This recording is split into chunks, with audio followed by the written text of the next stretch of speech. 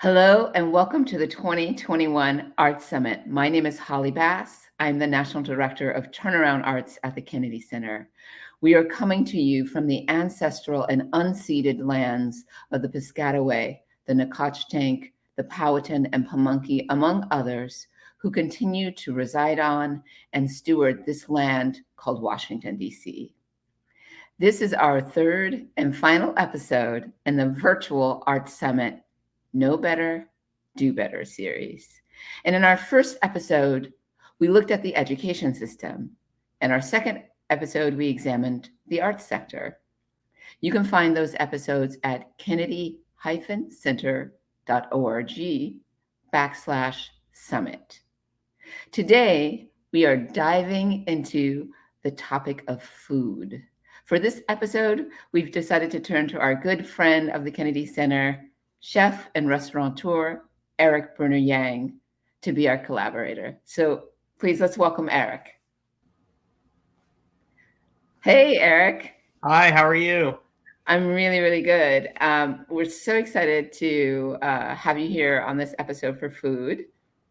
I'm super happy to be here, and it's been fun doing this process. Excellent. And so one of the things I thought would be kind of a good way for us to get going is to really think about this idea of food and how it fits into the Art Summit theme of know better, do better.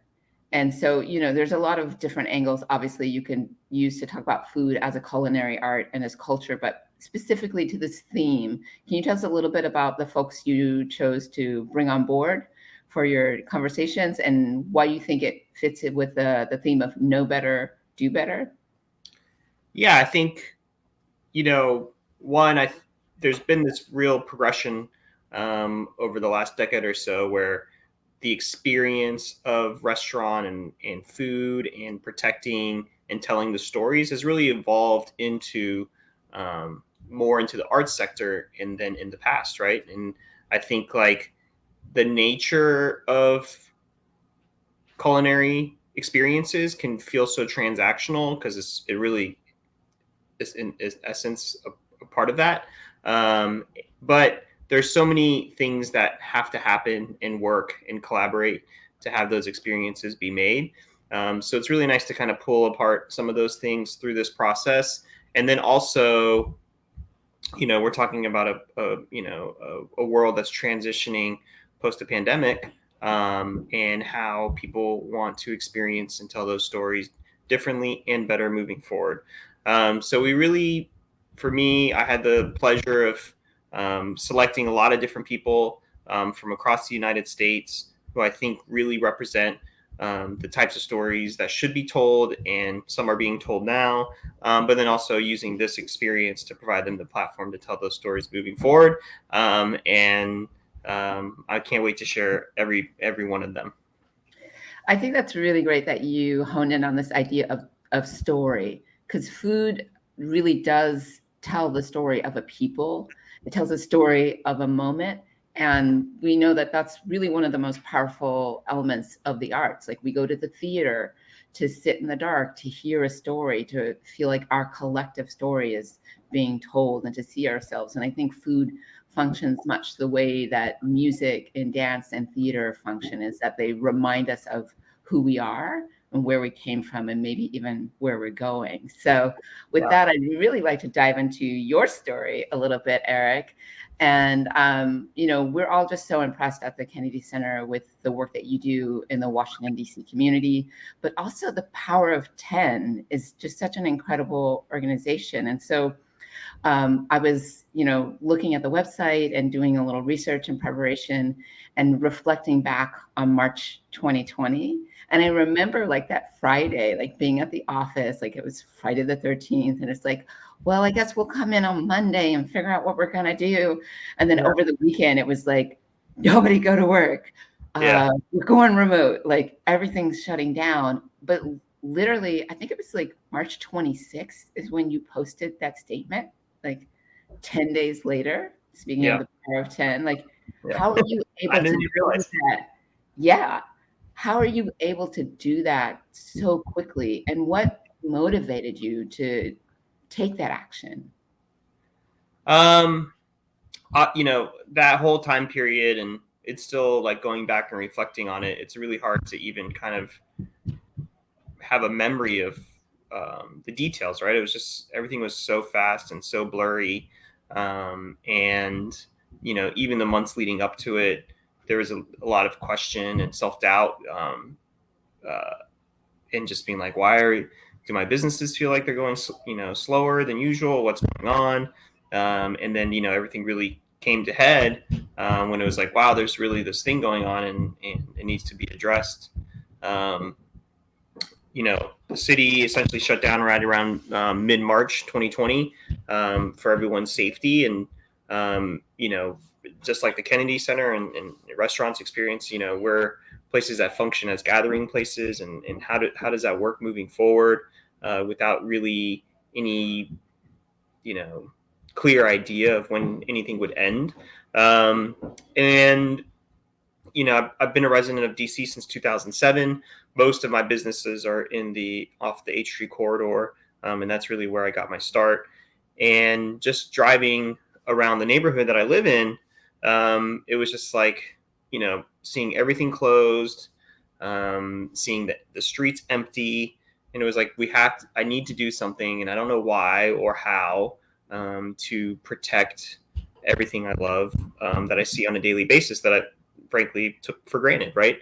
And so we started the Power of 10 initiative, and the concept was to try to raise $10,000 a week to help create and sustain 10 full-time jobs and service 1,000 free meals in any community in the United States. And we would start with our neighborhood first, and protect great restaurants down the blocks, and go from there. And it was really just this motivation that helped me stay mentally healthy, helped keep as many people working and the things in the systems functioning. And we're used to being so busy. I'm used to being so busy. And then, frankly, just to be frank, it was like, if I'm going to die, which was really the scenario at the time, I hope it happens because we were helping somebody and I wasn't helping myself. And that's the approach we took. And so to date, we're almost at 350,000 meals over 2 years, and over $1 million in aid provided to 65 restaurants nationwide. And still to this day, we're still doing Power of 10, and we will into the next year, and continue to help people in this region. And we're blessed to be able to serve and happy to do it. That is so incredible, the impact that Power of 10 is having and continues to have. And it really reminds me of this expression that one of my colleagues used to say. Instead of, oh, how can we kill two birds with one stone? She would say, how can we feed two birds with one seed? And I feel like that really captures what Power of 10 is about. It's not only helping the restaurant workers and their families, but it's also helping community members and their families. And then you have this sort of piece with the funders. So how were you able to sort of navigate like this really deep collaboration, like the money part, the restaurant part, the community part, and those receiving the meals? Like, how does that all work? Yeah, I mean, once we put out there that we were doing this, and the original intention was for Power of 10 not to be this organization that I was going to run and piece all these pieces together. What we had been seeing at the time was a lot of small businesses putting out GoFundMe's to raise money for their workers, et cetera, et cetera. And those were like one stop moments of donations that didn't have a lifespan. Like, right, people would make their donation and, oh, I love that place, I'll make the donation. That was it. I really wanted to create something, and we're going to meet someone that did something amazing like that. Paulo Velez, who created Bakers Against Racism, where you create an idea and you let people run with it, and let it become its own living, breathing thing. But, as I was trying to pitch people, I was like, hey, you should do something like this and structure your fundraisers like that. That's really how the initial conversations went.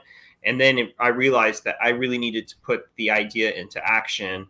So, like I said, everything was going so fast for everyone, and you're like trying to give people unsolicited advice or help and to try to do something. And so it was just hard for people to grasp that kind of stuff. So it was like, okay, I need to actually do this. and show people how it's going to work. And so that's what we did. And really once we put it out there, there's, food security issues in this country have only been exacerbated because of this. They've been there, they exist, it's very real. People like to sweep it under the rug. They don't, people don't want to see the blemishes, right? But there's been as soon as it went out, there's no shortage of people saying, hey, we want to be the restaurant that helps make meals. And hey, we're these mutual aid groups or individuals that need these meals. And so really my job was just being a fundraiser, just making phone calls and fundraising.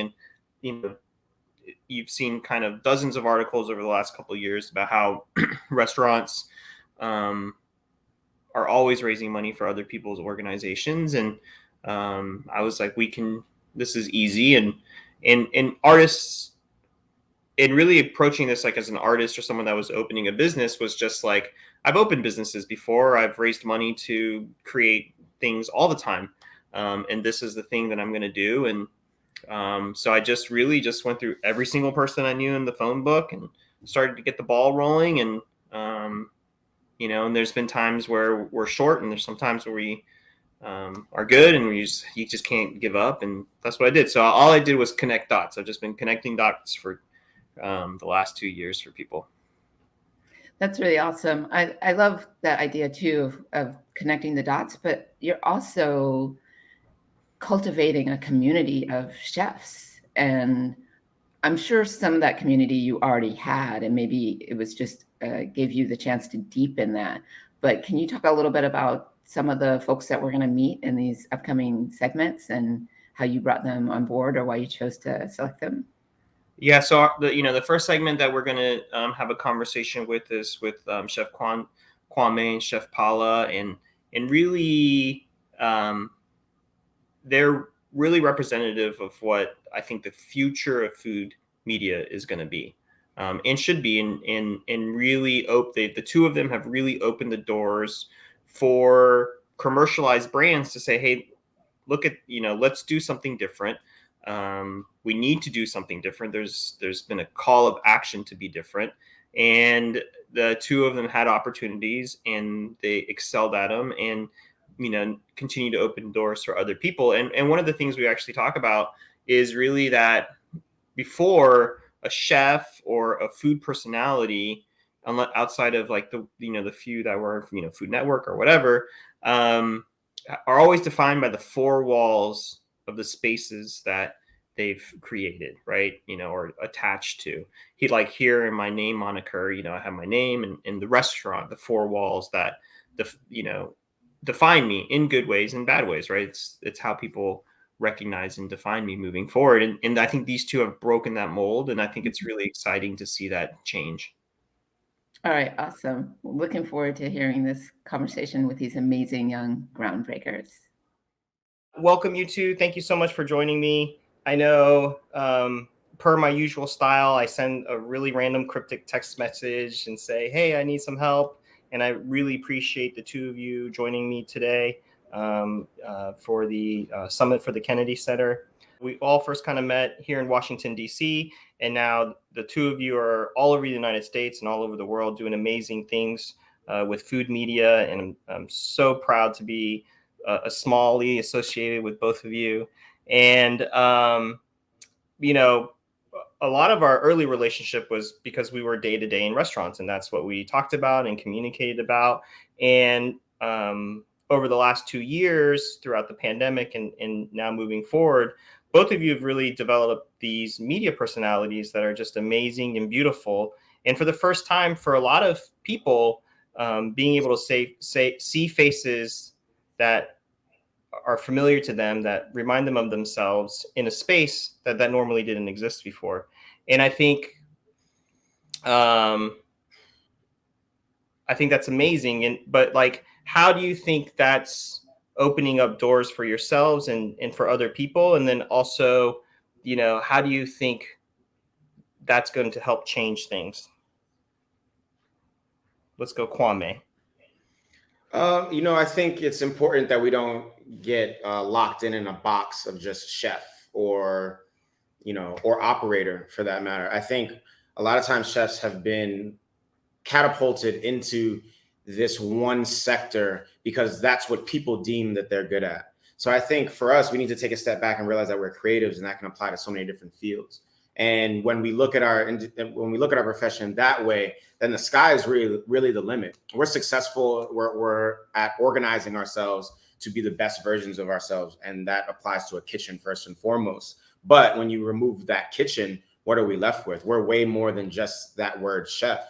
And a chef means a leader at the end of the day. So I think in terms of like the industry moving forward, it lends itself to making us so much versatile than people think that we are.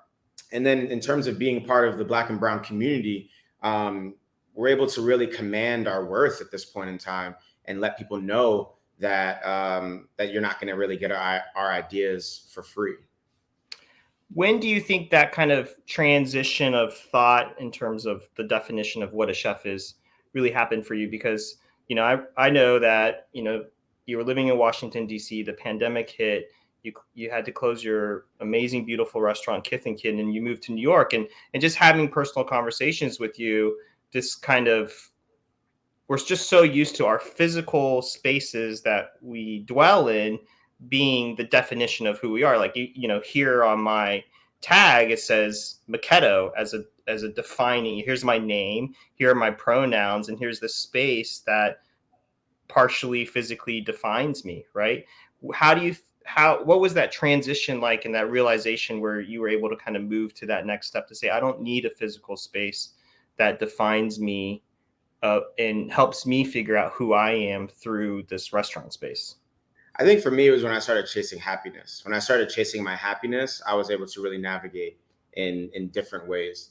I think the restaurant is part of the story, but I've always wanted to do so much more than just be in a restaurant. Even when I had my first restaurant, I wrote a book in between services, and put that out there. And I think there was no eureka moment. I think when I went on my book tour, I had to leave the restaurant.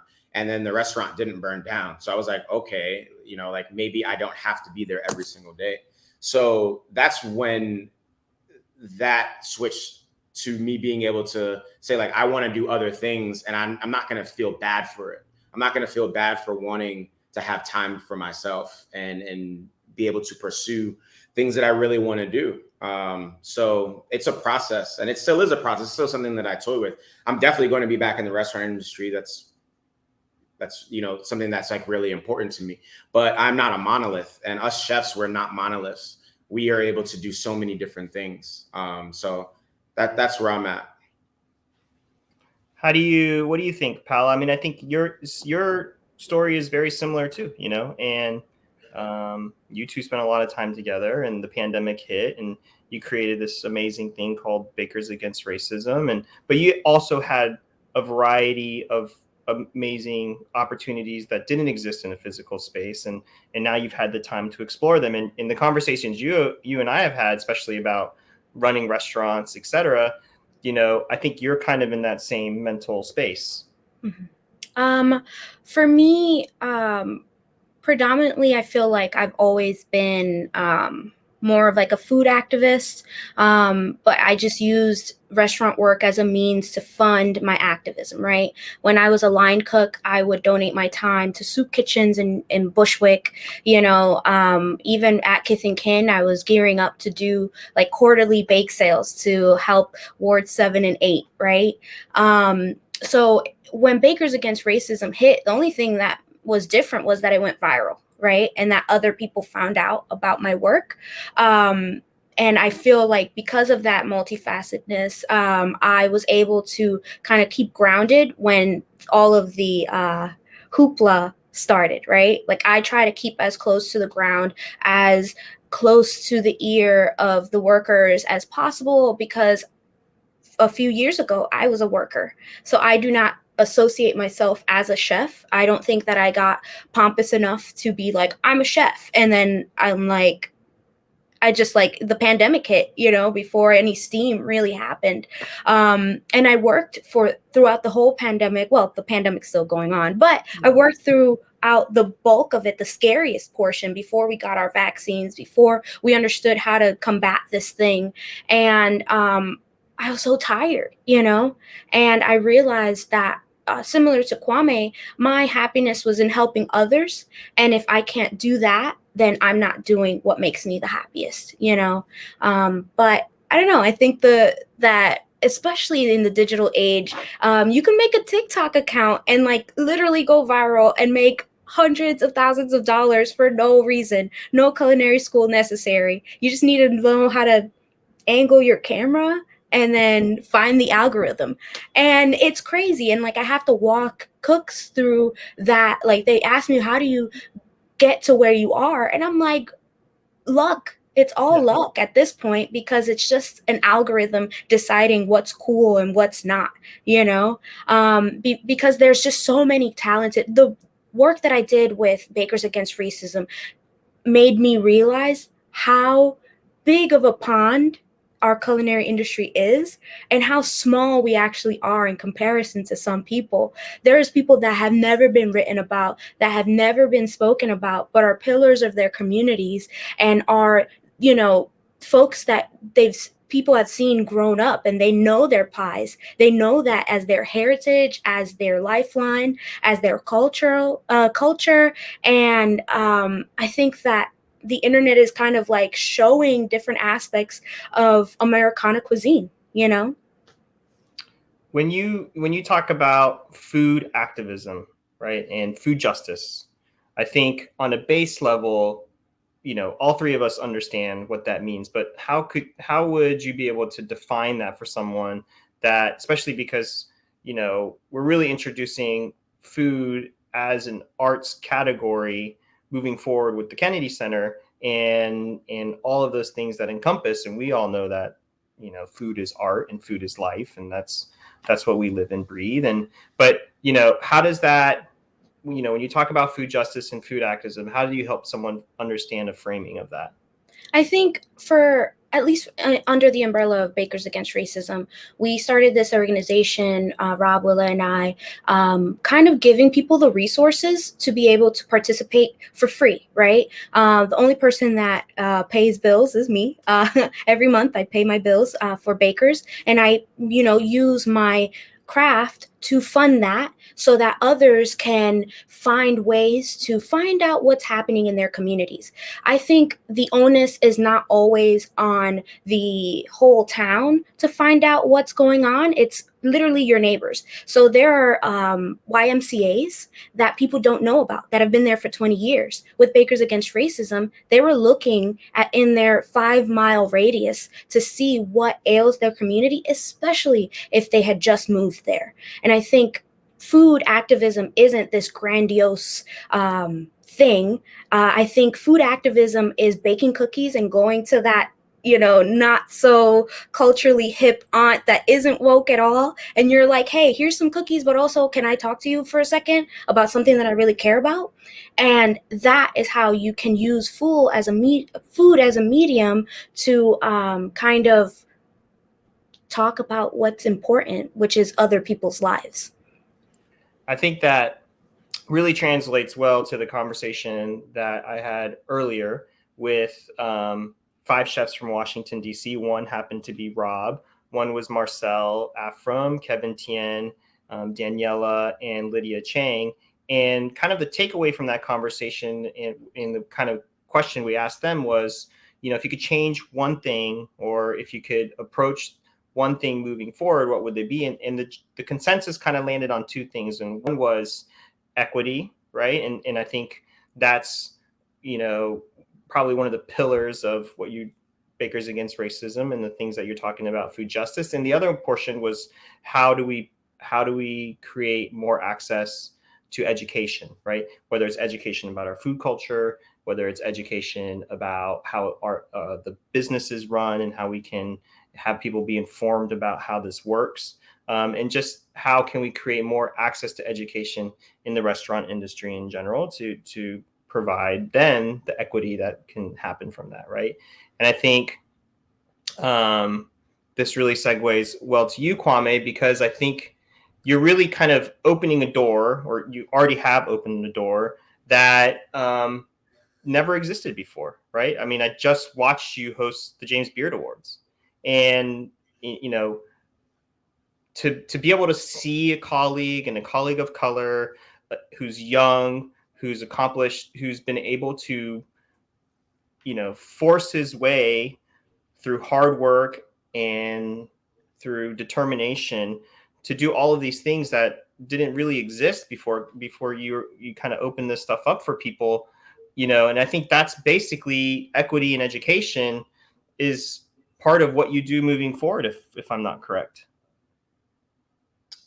Yeah, I mean, I think for me, part of what we can do moving forward also is just the belief in oneself. And there's a lot of people out there that try to instill fear into you. And it's easier said than done just to continue to power through. But that's something that we all have to do. And I think that courage then opens up doors for other people to let them know that that thing is possible. In terms of activism, just to piggyback off of Paula was saying, you know, food activism is just doing something with food that isn't for profit to help your community, you know? And I think we've all been doing some sort of food activism, but we all can do more, you know? And Paula's setting the bar, no pun intended, you know, the Bakers Against Racism. But it's like, really think about your platform and what you can be doing to help in terms of anything that you're doing. That's really it. And we as chefs have this platform. You know, hosting the James Beard Award is just another platform that I got to then advocate for whatever I want to advocate. And I think that's what we need to be doing more in this industry. So, you know, if I'm in a city, you know, I make sure that I'm doing something that reaching out to somebody that normally would not have a voice, you know, giving a voice to the inaudible. And that's something that's important that we can do on a small scale or a large scale. We all have the power to do that. Thank you. I think we'll just touch like maybe on one more thing. And this is something that I always like to have a conversation about. And, you know, I was born in Taiwan. I moved to the US. My dad was in the Navy, so we traveled a lot and kind of landed in the Washington, D.C. area in the early 2000s. And I'm also half Chinese. So, I have all these mixed feelings about being third culture, and really in my mid-20s was kind of discovering what being Asian meant to me through cooking. And that's when I opened my first restaurant, which was predominantly like Taiwanese food. And it was a kind of a defining moment for me to have an understanding of just what being Chinese meant to me. But 10 years moving forward in my career now, when people say, hey, you know, how would you define your cooking style? I always say I cook American food. And I think that is a term I'd love to discuss with you guys, is because, you know, all three of us have explored our diaspora through cooking, and, you know, and the two of you are really are becoming this media presence of food in America now. And so how would you define the term American food, Paula? For me, at least as a first generation American, I had to kind of like use food as a bridge to understand like who I was, right? As an Afro-Latina, there's like not a lot of places other than little Dominican Republic or Washington Heights that I would be like, oh, okay, this is where I fit in, right?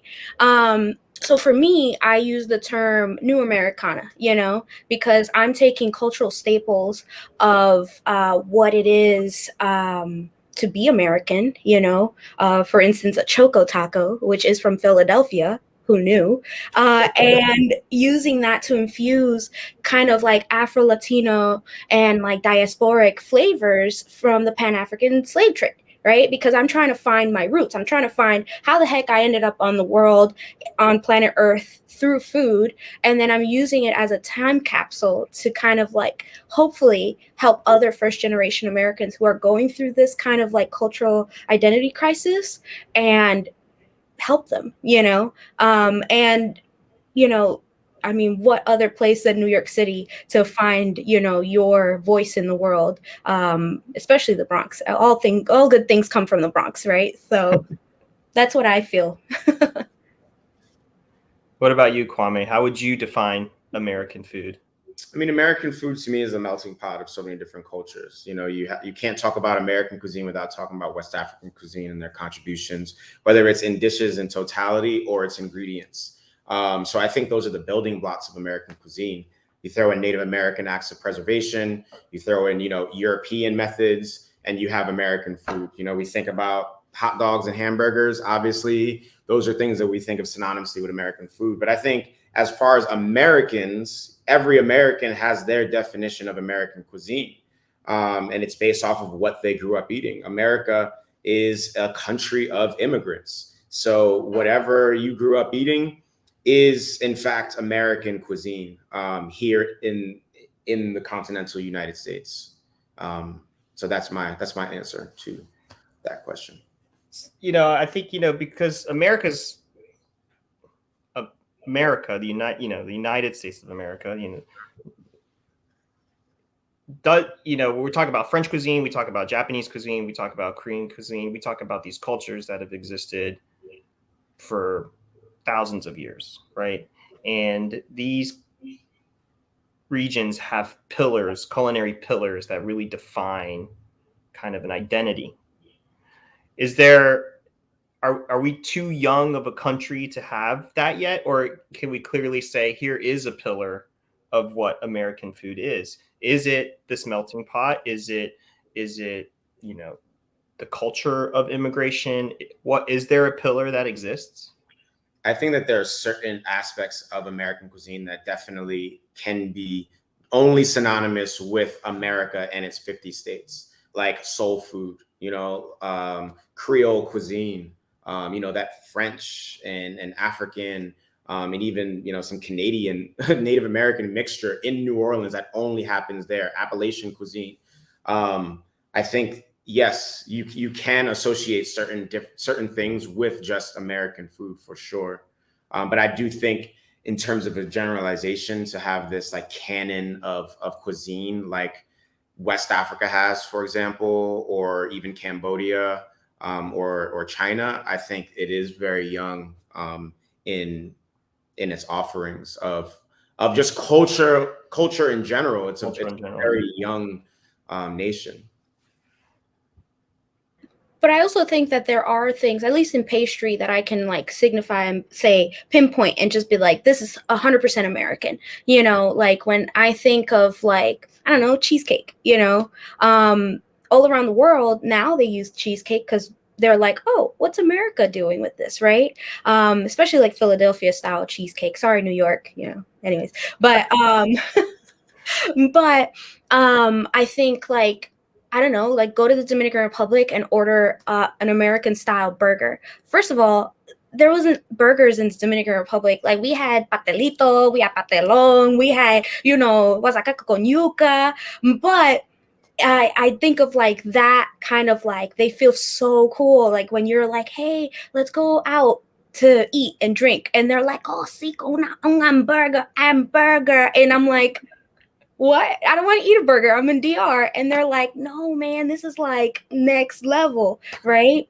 So when I think about it like that, I think that American cuisine, though we are very young, we are very impactful throughout the whole world, not only in our food, but in our art, in our dance and everything.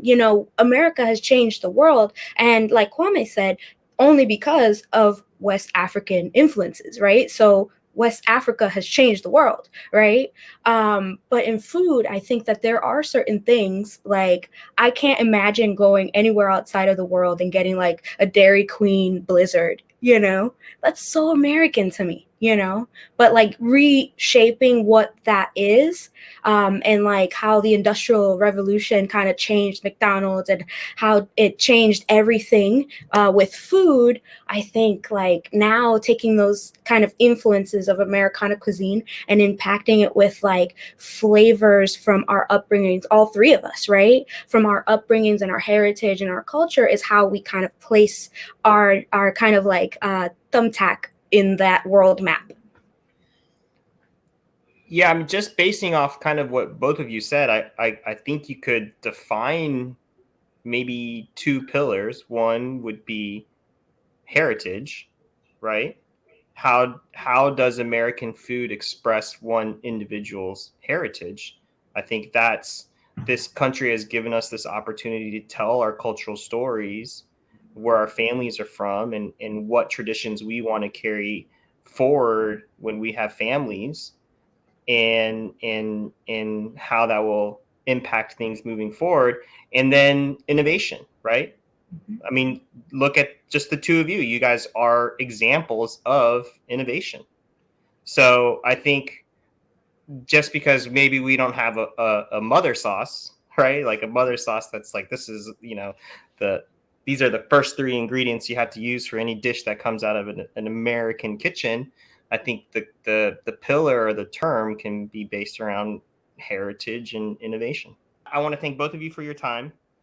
Oh man, there was so much juicy goodness in that conversation. I really appreciated that question that you asked about how each of them define American food, which I think of as how do we, define our identities, and you sharing about your own journey.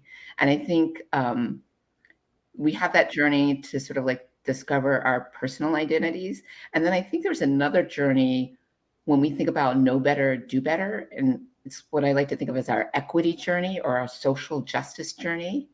And so I feel like then the next segment really captures that. Like, what does it mean to talk about food and justice together, and that journey that people take? So can you tell us a little bit about who we're going to hear from next? Yeah, the next segment I'm really excited to share with people, because we really kind of delve into three areas that I think are going to be explored over the next couple of years about how to tackle these challenges, especially in the culinary world and in the world at large, right? And one of them is mental health. And the restaurant industry is known for being an industry that has a great disregard for mental health. And I think Chef Gregory is a great representation and a great leader, not only because of the changes he's made in himself, but how he advocates for those changes for others moving forward. You can't take care of others, and you can't do any of this work that we're discussing in these art summits if you aren't taking care of yourself. And I was really excited to meet Adi, because I think something that I don't know a lot about, and I've always wanted to learn more. And it's how you opened this conversation at the very beginning about land sovereignty and land rights, and taker, the people that take care and created this land. And how do we make sure, because it's easy and it's just a part of the history of this country, how do we make sure that is always part of the conversation moving forward? And then Davida is just a powerhouse and one of the best sources of knowledge in regards to how we can actually do better with food sovereignty and food issues through policy, where the biggest change can be made in this country. I just want to welcome everyone back to the Kennedy Center Arts Summit. And I'm excited to see familiar faces for our next conversation and make some new friends. Today, on this particular conversation, we've kind of framed it with this idea called Teach Me Three Things. So we have three amazing people all across the United States from a variety of different backgrounds. And unlike our previous conversations, not everyone in this particular group is a chef. And I think that's really special. And we're going to learn a lot from this particular conversation. We're just going to kind of jump right into it. If you don't know who anyone is, we're not going to do the bios. You can always look them up online, except for this next person is impossible to find online. But we've heard nothing but amazing things about your work. And I know all of us here on this call are excited to hear from you. So I'll just kick it off to you, Adi. Thank you so much. So hello, everyone. My name is Adi Sanchez Amaya. I'm originally from Nayarit, Mexico. But I grew up here in East Los Angeles, Gabrielino Tongva lands. I come from a family of indigenous farmers and transnational farmers. I earned my Bachelor's of Science in the Environmental Sciences at UCLA.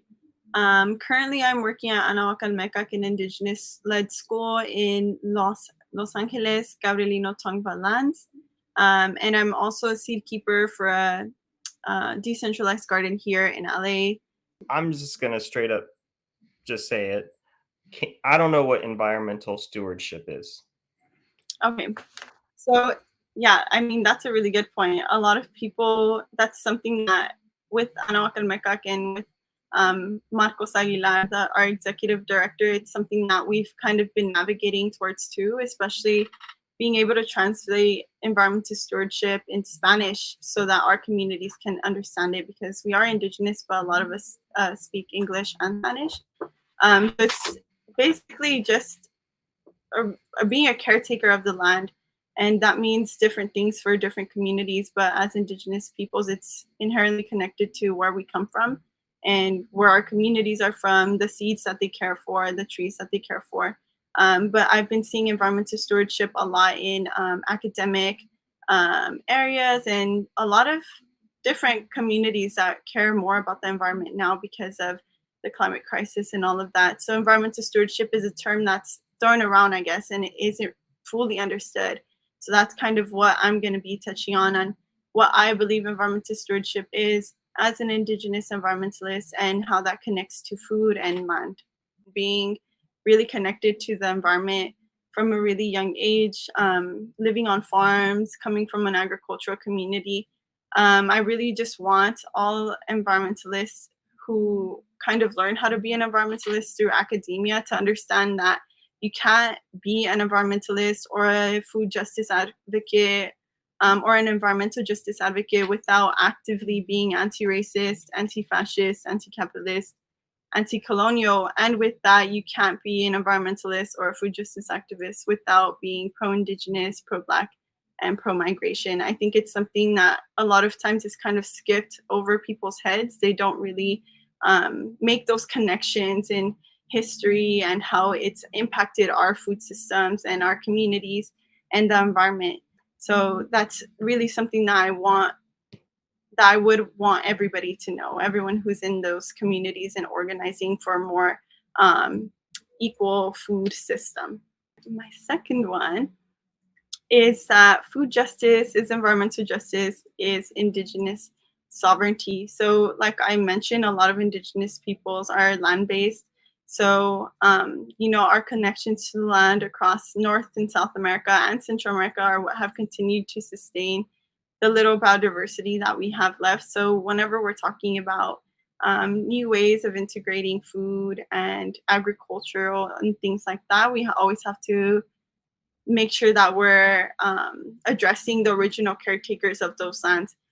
And it's something that I think everybody should be doing and acknowledging. And I think it's been happening a lot more. I've been seeing a lot more land acknowledgements and things like that. But it's really about centering Indigenous peoples, our food systems, and our knowledge of the environment.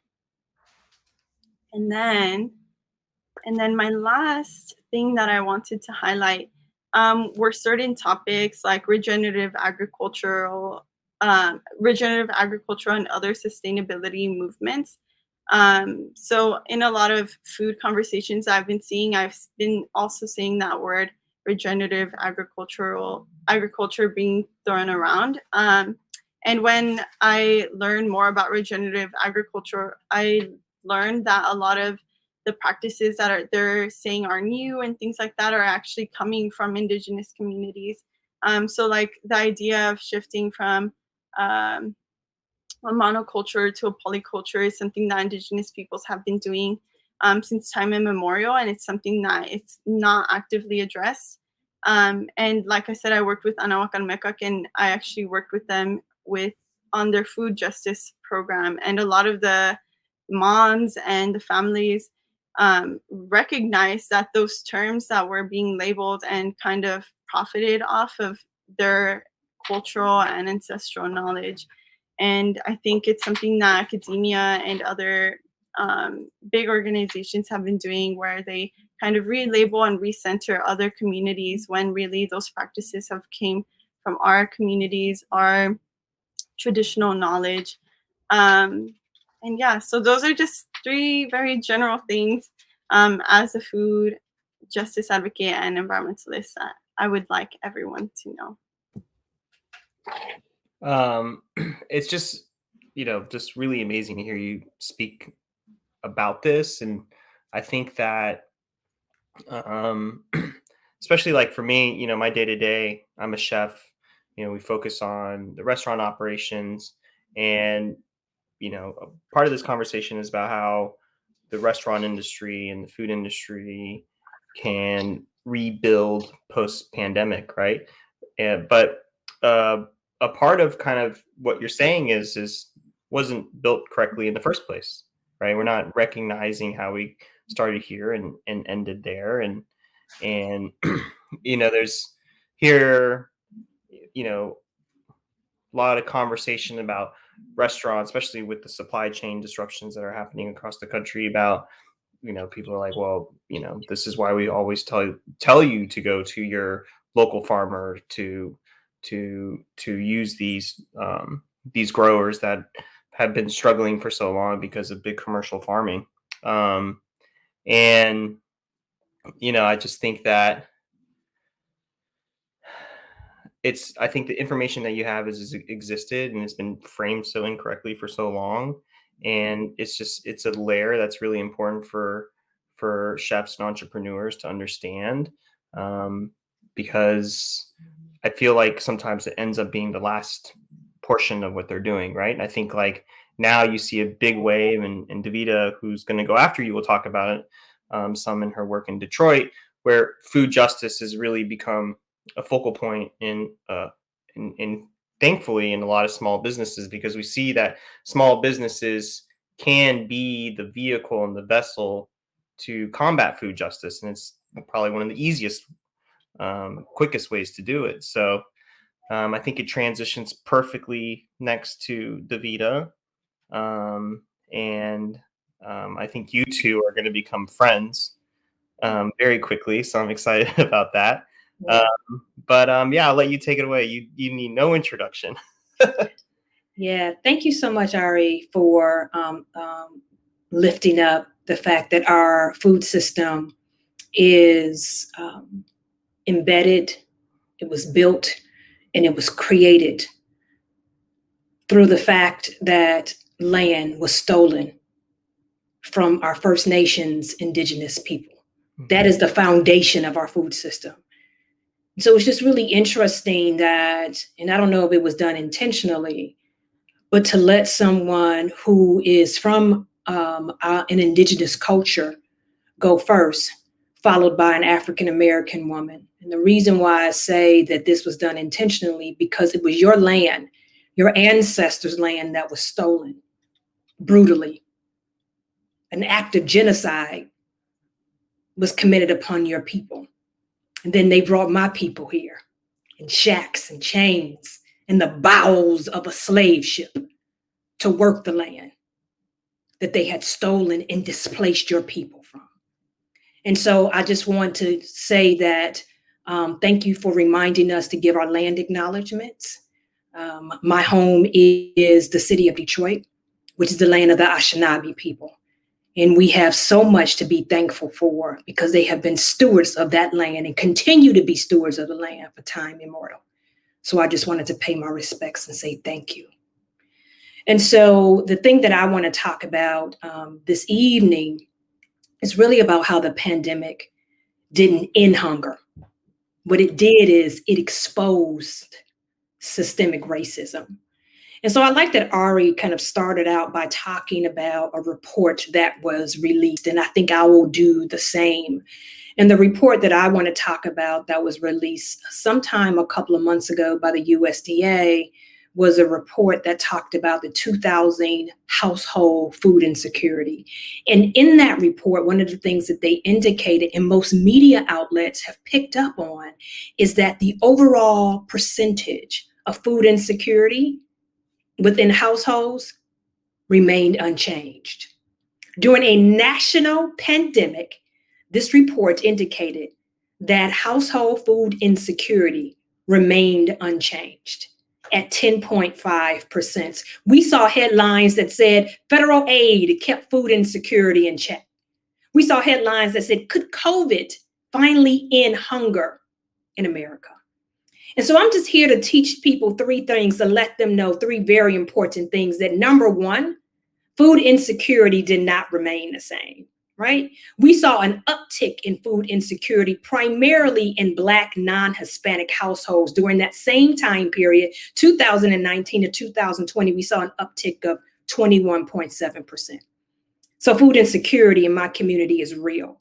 And I think the second thing I want to teach people, if they don't already know, and I hear people use these two words interchangeably, and they are two totally different things. There is a difference between hunger and food insecurity. Those two things don't mean the same. Hunger is like this physical discomfort that one may feel, right? It's personal, it's physical, it's the sensation of discomfort.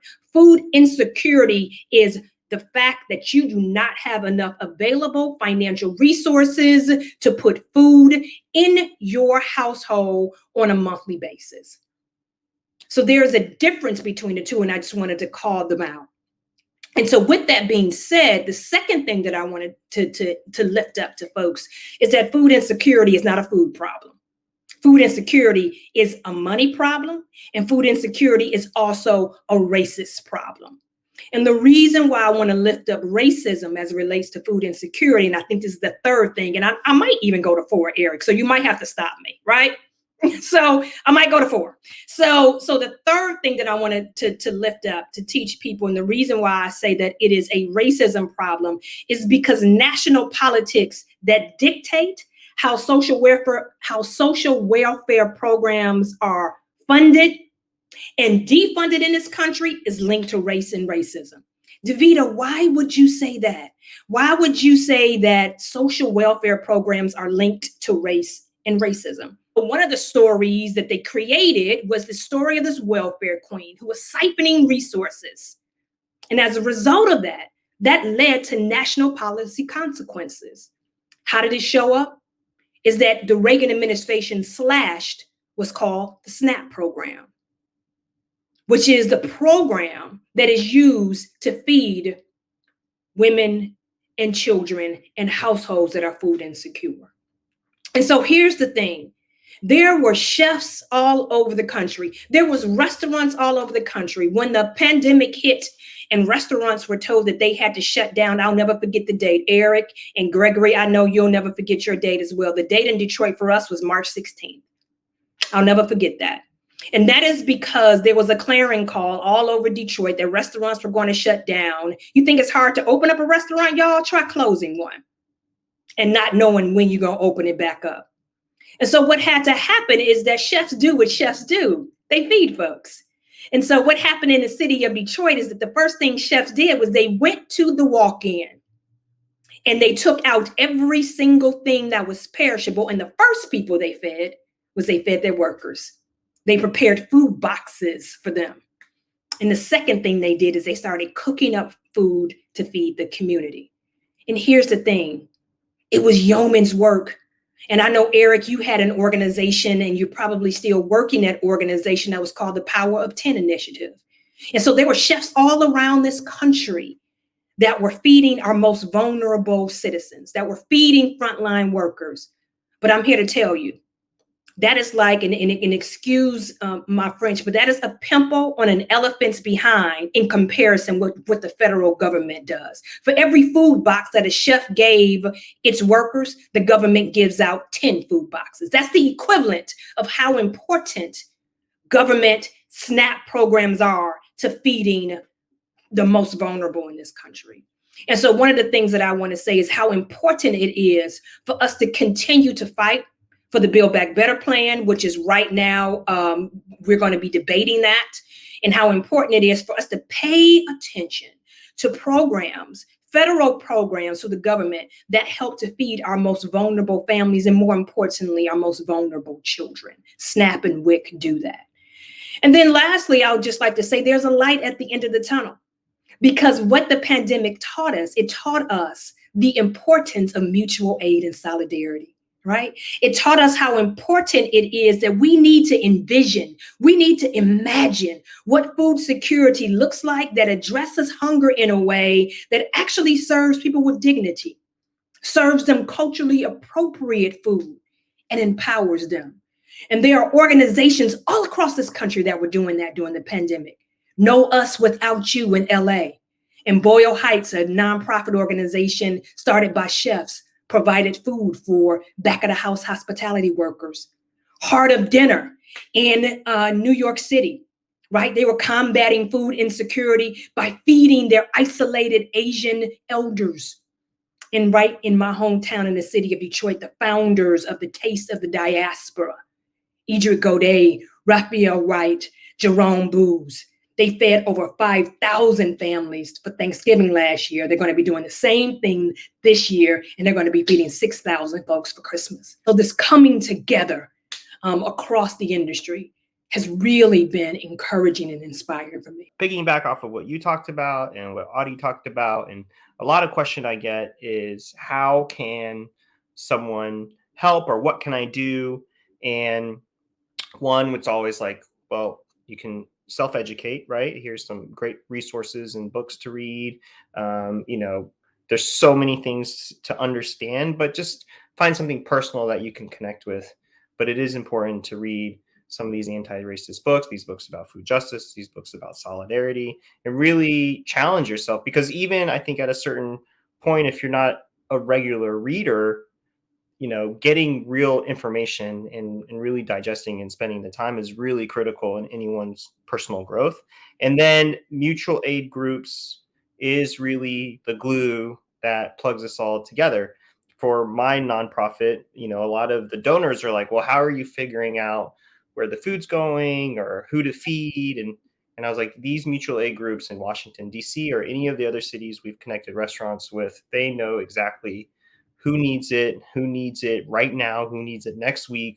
That is just the best starting point for anyone that's just like, what do I do?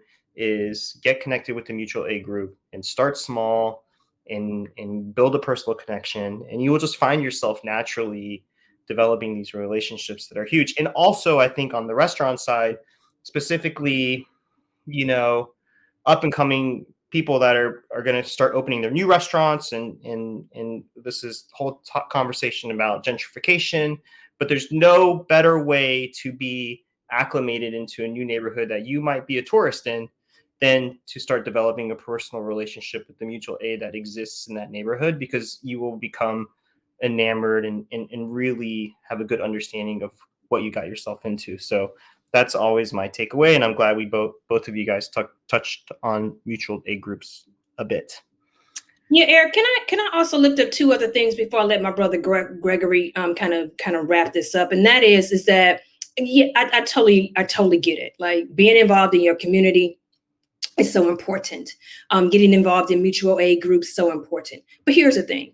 For folks who don't want to actually physically, put their bodies in spaces and places and put their bodies on the line, here are two things that I need for folks to do immediately. Number one, when you are going out to your favorite restaurant, you need to be just as comfortable asking the chef or the restaurateur where that apple or where that tomato came from, and is it organic and is it locally sourced. You need to be just as comfortable asking about the ingredients as you are asking about the wages of front of house and back of the house workers. You need to push and make sure that your restaurateur knows your favorite restaurant where you go. You need to ask, how much are your front back of the house workers getting paid, right? Mm-hmm.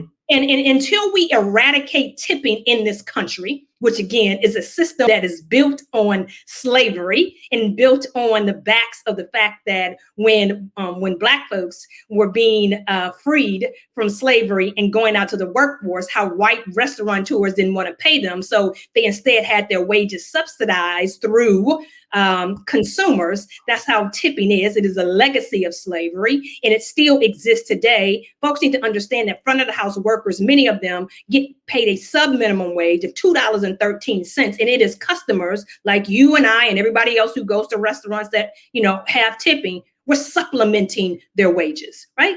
So you need to be advocating that the fact that front of the house workers and back of the house workers are getting paid a fair wage.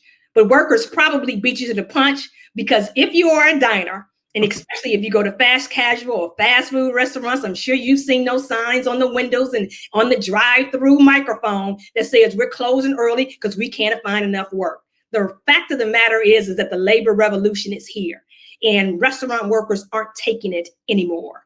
And so that is happening. And then the second thing I just want folks to do, if they don't want to put their bodies on the line, if they feel uncomfortable talking to their restaurateurs about paying their workers a fair wage, the second thing that is so important to do, vote. How about that? Right? How about you vote, and not just vote around your interests? Vote in a way, vote like a Black woman would vote. Can I be clear about that? Yeah. Right? Vote in a way that would not only benefit you and your family, but also vote in a way that will benefit the most vulnerable people. Because I guarantee you, when the most vulnerable people are lifted up, you will be just fine. And so that's one of the things that folks can do as well.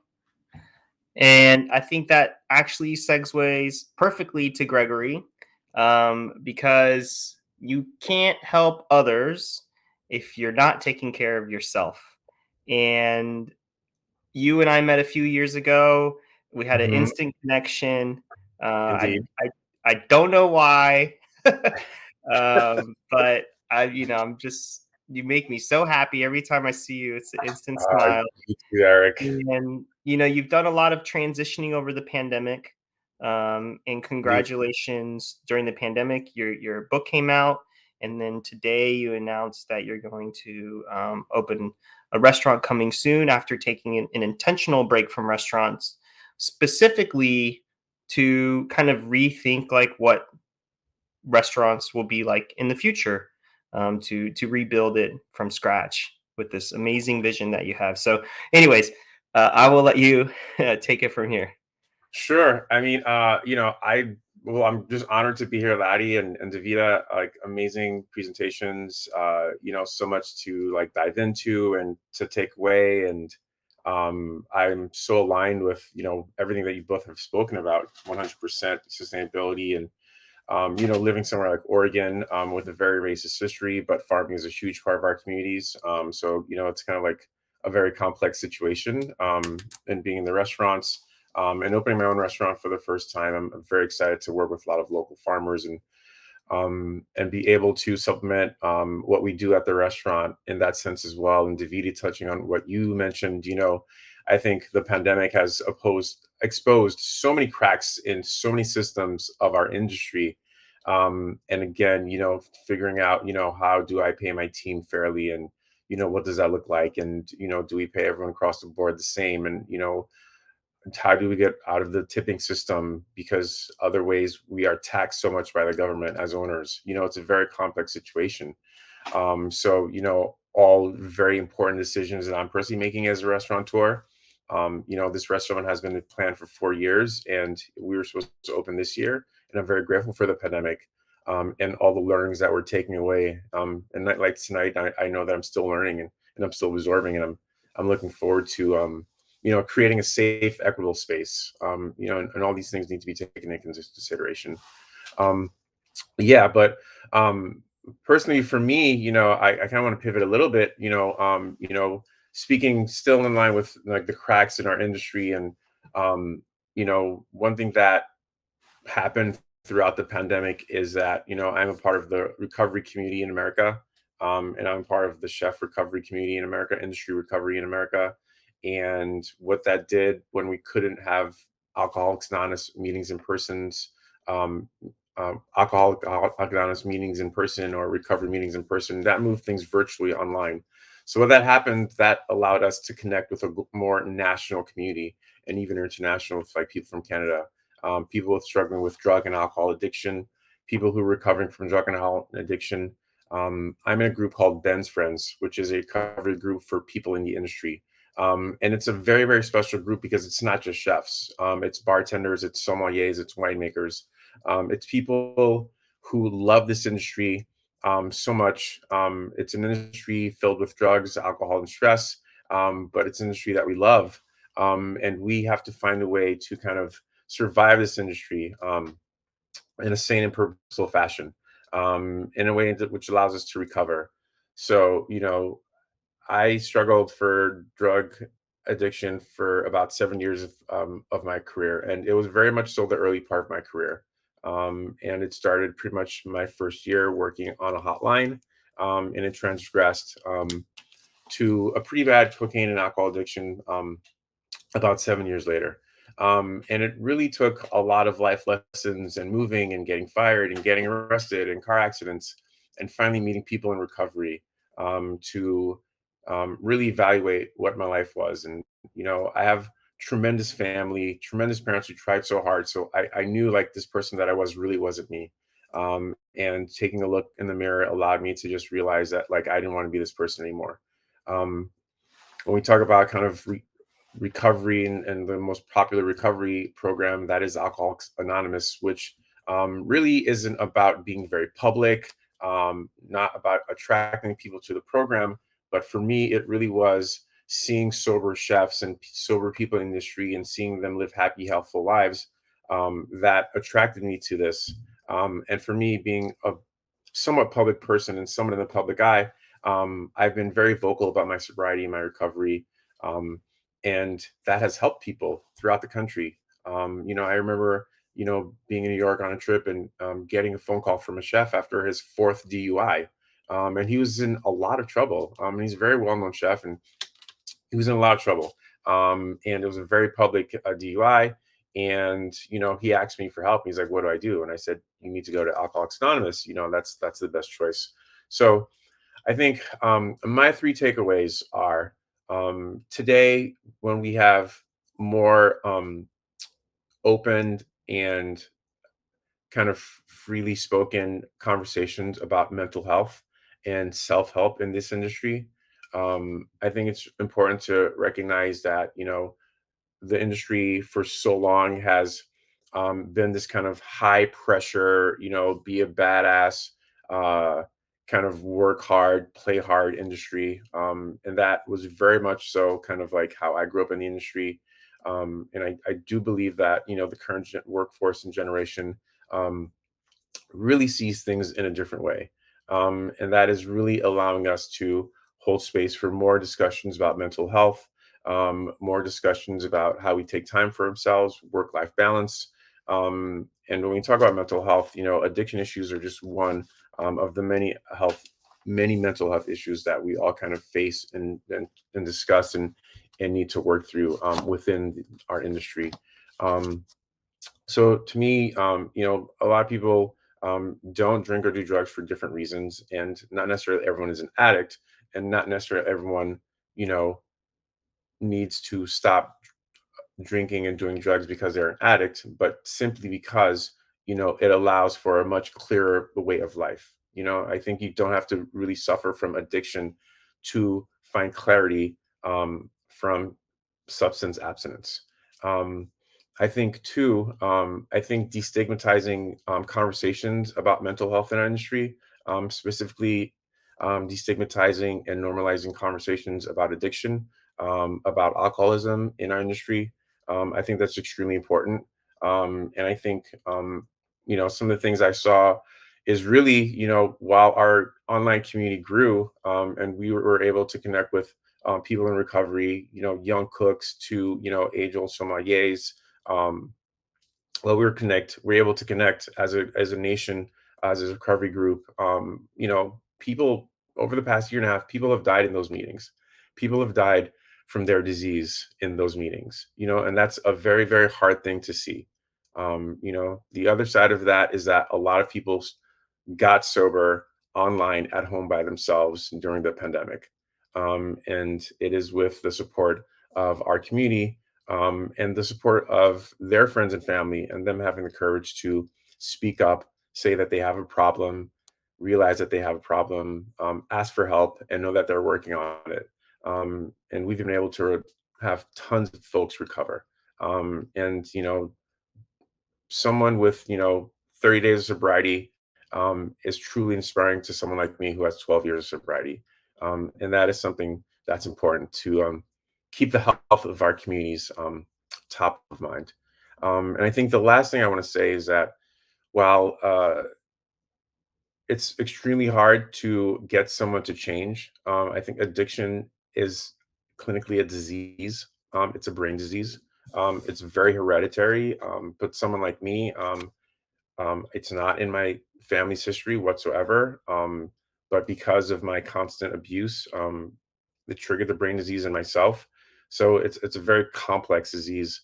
Um, and uh, it's very hard to get someone to come to the realization or admit all these things about themselves and actually want to change.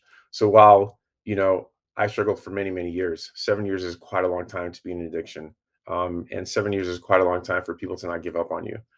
So while we want to believe in people, it's also very important to realize that we cannot change people, and that people need to come to realization on their own, and they need to be ready to make the changes on their own.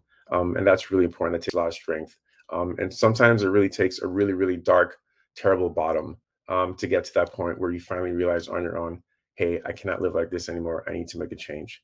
So with that, I encourage you all to keep supporting the people in your lives who have addiction issues, and just remember to always offer space for people.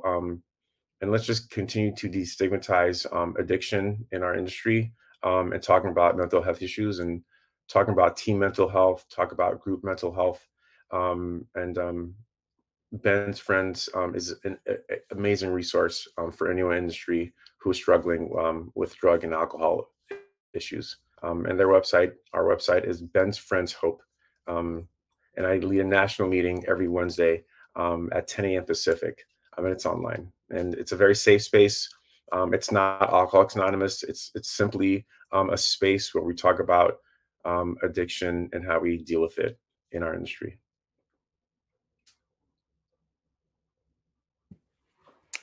Thank you so much. I mean, I know that we bonded because of my sobriety. You know, I've been drug free for 10 years now, and recovering as a drug addict, 10-year drug addiction to being drug free for the last 10 years, and actually being at a chef event, and actually being next to and being able to work with another open sober chef was a first for me. And this was only just a couple years ago. And then since then you've introduced me to many more, and become closer to the others. And I know we're always texting each other and checking on each other. And it's like a college roommate you see once every 10 years, but you're always intimately connected no matter what, and making sure that we're all doing well. And I think that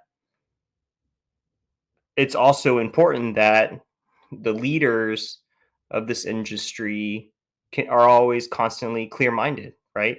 And it is a wonderful industry, but it is really easy to get to a dark place and make terrible decisions that affect many lives. And the easiest first way you can do good is just to stay sober, right? And that's like an easy thing that anyone can do, is just stay sober, take care of yourself, and make good decisions, because nothing good ever happens after a couple of bottles of wine, right? So anyways, thank you for sharing. I know that is it's a lot, and I think it's a good takeaway from a little bit, because there's a lot of like what you can do for others and looking within, and then also just how can one take care of themselves so they can actually help other people. Mm-hmm. As we leave, how can us in these conversations, and leaders in our community help shape how to define and how to shape what American food culture is, or how do you describe what American food is moving forward, right? We're still relatively, as the United States of America, very young, and we look at other food cultures and you see pillars of what represents them. But how do we make sure that there is an honor of everything that existed and everything that's come to this country moving forward, to help really shape how we can define what American food is? And I think definitely what was been missing from the conversation before was an indigenous perspective. So I would just say to really uplift Indigenous farmers and Indigenous food systems. Something that I urge my students and everybody that I come in contact with through my seed keeping and through my decentralized garden is to know where your food comes from. A lot of people don't know where their food is native to, how it grows, and what climate, what environment. I think we're all land-based peoples, Indigenous peoples especially, but I think it's really important for people to understand where that food comes from, especially if it's Indigenous foods such as corn, tomatoes, potatoes, chocolate. And for all Indigenous peoples, I urge them to relearn their traditional names because that's inherently connected to the environment that our ancestors cultivated those foods in. Yeah, I guess real quickly, what I'll say about American food from my perspective in terms of what it is, be real frank about it, it's political. It is, food is political. And what I'm starting to see in cities specifically all across the country is, and I've got my eye on two right now, which I'm really super excited about, is how mayors are incorporating food policy from a racial justice lens inside of their legislation. We saw for the very first time a non-cisgender white man win the mayoral election in Boston. Shout out to Michelle Wu and her amazing team that made that happen. If folks have not checked out her food policy legislation and her food platform, it is utterly amazing. Food is political in the United States of America. The second mayor I'm keeping my eye on is the mayor of the mayoral-elect of New York City, Eric Adams. He's the second African-American man who has become the mayor of the largest city in the country after David Dinkins. And for him, he is going to be using food to connect sustainability, mobility, and economic development. And so he himself actually reversed his diabetes diagnoses by changing his diet. And so he is a vegan. And so he will be lifting up food. So food in America now is on the table. It's a part of our national conversation. And people are really starting to think about food intersectionally and incorporating it in policy and connecting the dots to not only sustainability, but also economics, economic development, and upward mobility for all folks. So I'm really excited about that. Awesome. Thank you. And Chef Gregory? Sure. I mean, I think one of the biggest changes I appreciate seeing in our national landscape from a restaurant perspective, which is probably like the easiest access that regular people have to food, is really the shift to chefs really diving into their cultural heritage and creating spaces where those stories are told, as opposed to a lot of the most recognized restaurants being based off of very Eurocentric style of food, a Eurocentric style of dining, and all these kind of Eurocentric standards. So I think it's really wonderful that even a lot of media and awards programs are recognizing that small independent restaurants, young chefs who are really diving into their own culture, their heritage, their family recipes. These are the restaurants that are making news. These are the restaurants that are opening in our communities. These are the small businesses that are opening. These are the concepts that are going from pop-up to brick and mortar. And as we come out of the pandemic, these are the type of stories that, and these are the type of the restaurants that we'll be dining at, because so much has been lost. So many restaurants have closed, but everything must be rebuilt.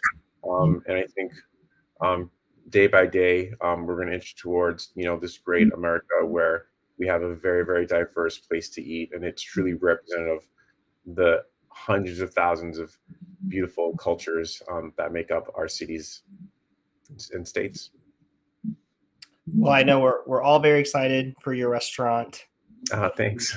I hope you still want to be a media personality, because I think it's a huge and big deal that you're on TV all across the country telling your story and showing just so much of yourself and what the future of food media should be.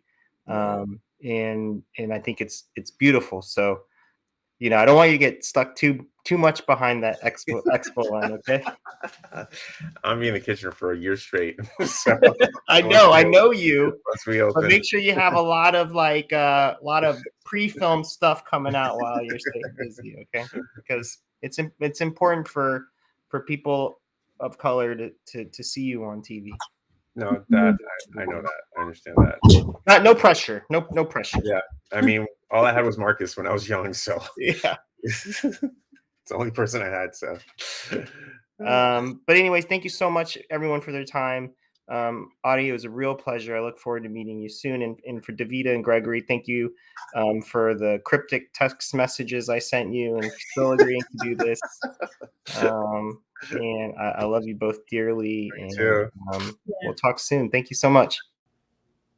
Again, like, just so fantastic hearing from these folks. Like, I think you just have the best friends on the planet, first of all. And what I really love is how each one of them is able to speak with this really deep, authentic, personal authority, but they're doing this work in service of others.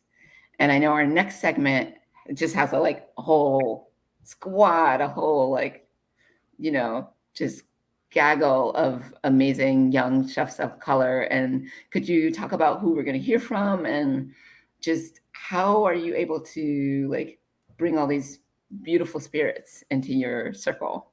Yeah, so our last segment is a group of chefs from Washington, D.C., who are coming from a variety of different backgrounds, who are also in a variety of different points in their careers. Some are just getting started and some are very well known, but all of them are taking that concept of do better and have very particular parts of that or ideas of what that means and have already put them into practice and are also wanting to show people how to do that, right? For example, we have Rob Ruba, who has a plant-based tasting menu restaurant who's really focused on sustainability and foodways. And then we have my good friend Marcel, who is telling this story about being trans and his journey, and then also taking his cultural identity as Palestinian and wants to really bring Palestinian food to the forefront through these pop-ups that were really successful during the pandemic. So I'm excited for everyone to learn a little bit more about my friends who are all just amazing. A lot of them, I've had these one-on-one conversations with them before when we hang out, and it was really great to have it all in one space and see everyone collaborate on their ideas. Hey guys, how's it going today? Thank you for everyone coming together. I kind of put you guys as what I see as the futures of what the Washington, D.C. food scene is going to be like moving forward. Some of us here have all kind of been a part of the culinary scene in DC here for several years, but I think we're all really kind of starting to build our own legacies and kind of defining what we would like to see from our own city and for ourselves for the next decade or so.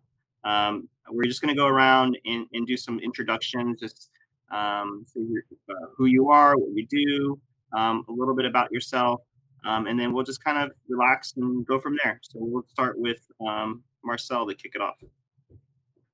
Hi, I'm Marcel Afram. I'm chef and owner of Shababi, a Palestinian concept, hopefully coming to fruition very soon. It was supposed to be a 4-week pop-up, and we ended up running for 9 months. Very successfully, we were nominated for multiple local awards, which was really cool for such a humble little chicken and French fry place. And right now, I'm hoping to kind of bring the grander idea of the Palestinian American experience through food, while also working on social advocacy for both Palestinian and trans rights. When we talk about Palestinian food, what are we talking about? What flavors, what ingredients, what context, just to help describe a little bit for everybody. So the majority of modern Palestinian people are in the diaspora throughout the world. And that's been the situation for over 70 years now, since really 1948. So, to kind of like go from a grander scale to a more specific scale, the Arab world, the Arab speaking world is really homogenized when it comes to food representation. And I think you see a lot of us coming around right now trying to be a little bit more specific and breaking down the different identity cultures throughout the cuisine. So specifically for Palestinian food, from in a modern perspective, because there's been so much displacement, even with people that are in the occupied territories now. Um, there is very regionally specific things. So we talk about like a lot of citrus that comes from Jaffa, a lot of spices, and a lot of seafood that come from the Gaza Strip. Um, you know, the Palestinian food itself is definitely more spicy than other Levantine cuisine.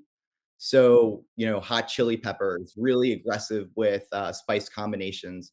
And oftentimes you see this because of situationally, spices are the easy thing that people can carry with them when they are in kind of diasporic, um, like refugee situations, right? Like you can carry a pack of spices and you can really make anything taste good with it. So the evolution may have started as something that simply was a combination of spices, but you really see the um, quantity of spices utilized on items really expand when you look at it historically in a more modern perspective. So we use a lot of fenugreek, a lot of cumin, a lot of allspice. Sumac is really important to the Palestinian landscape. Za'atar, a lot of citrus, and a lot of chili peppers. Awesome. Thank you so much. Thank you, Chef. Hopefully we're making people super hungry and then they get to learn a little bit about something too. You mentioned a little bit about trans advocacy. Is that something that you're comfortable having a conversation about? Yeah, absolutely. I've kind of put myself out there to do so. So, I known most of you on this panel for a long time, and I've always tried to kind of utilize my platform as an advocate for anything that I'm representing in the moment. And I think that for a long time, it took a long time for me to get towards my self journey, my personal self journey. And, I came out as transgender in August of 2020. And I did have a platform, and I thought it would be unfair to really everyone I knew if I didn't speak out about it. And I realized very quickly that it not only became something that I thought was important to educate and kind of create a space for my closest people in a formation, hopefully, of allies, but also that there just in general is a real lack of representation, specifically for people of color, and in this specific arena of being transgender. And as I started speaking out about it and kind of trying to figure out in whatever way I could utilize my platform to be an advocate, I had a lot of people reach out, specifically from the Arab transgender community. And in addition to that, in the restaurant world. And there's a lot of fear, and there's a lack of representation. And, a lot of the systems that have been created, even in allyship, are really Western centric, and don't touch on the way that people need advocacy in their own lives when they come from different cultural backgrounds.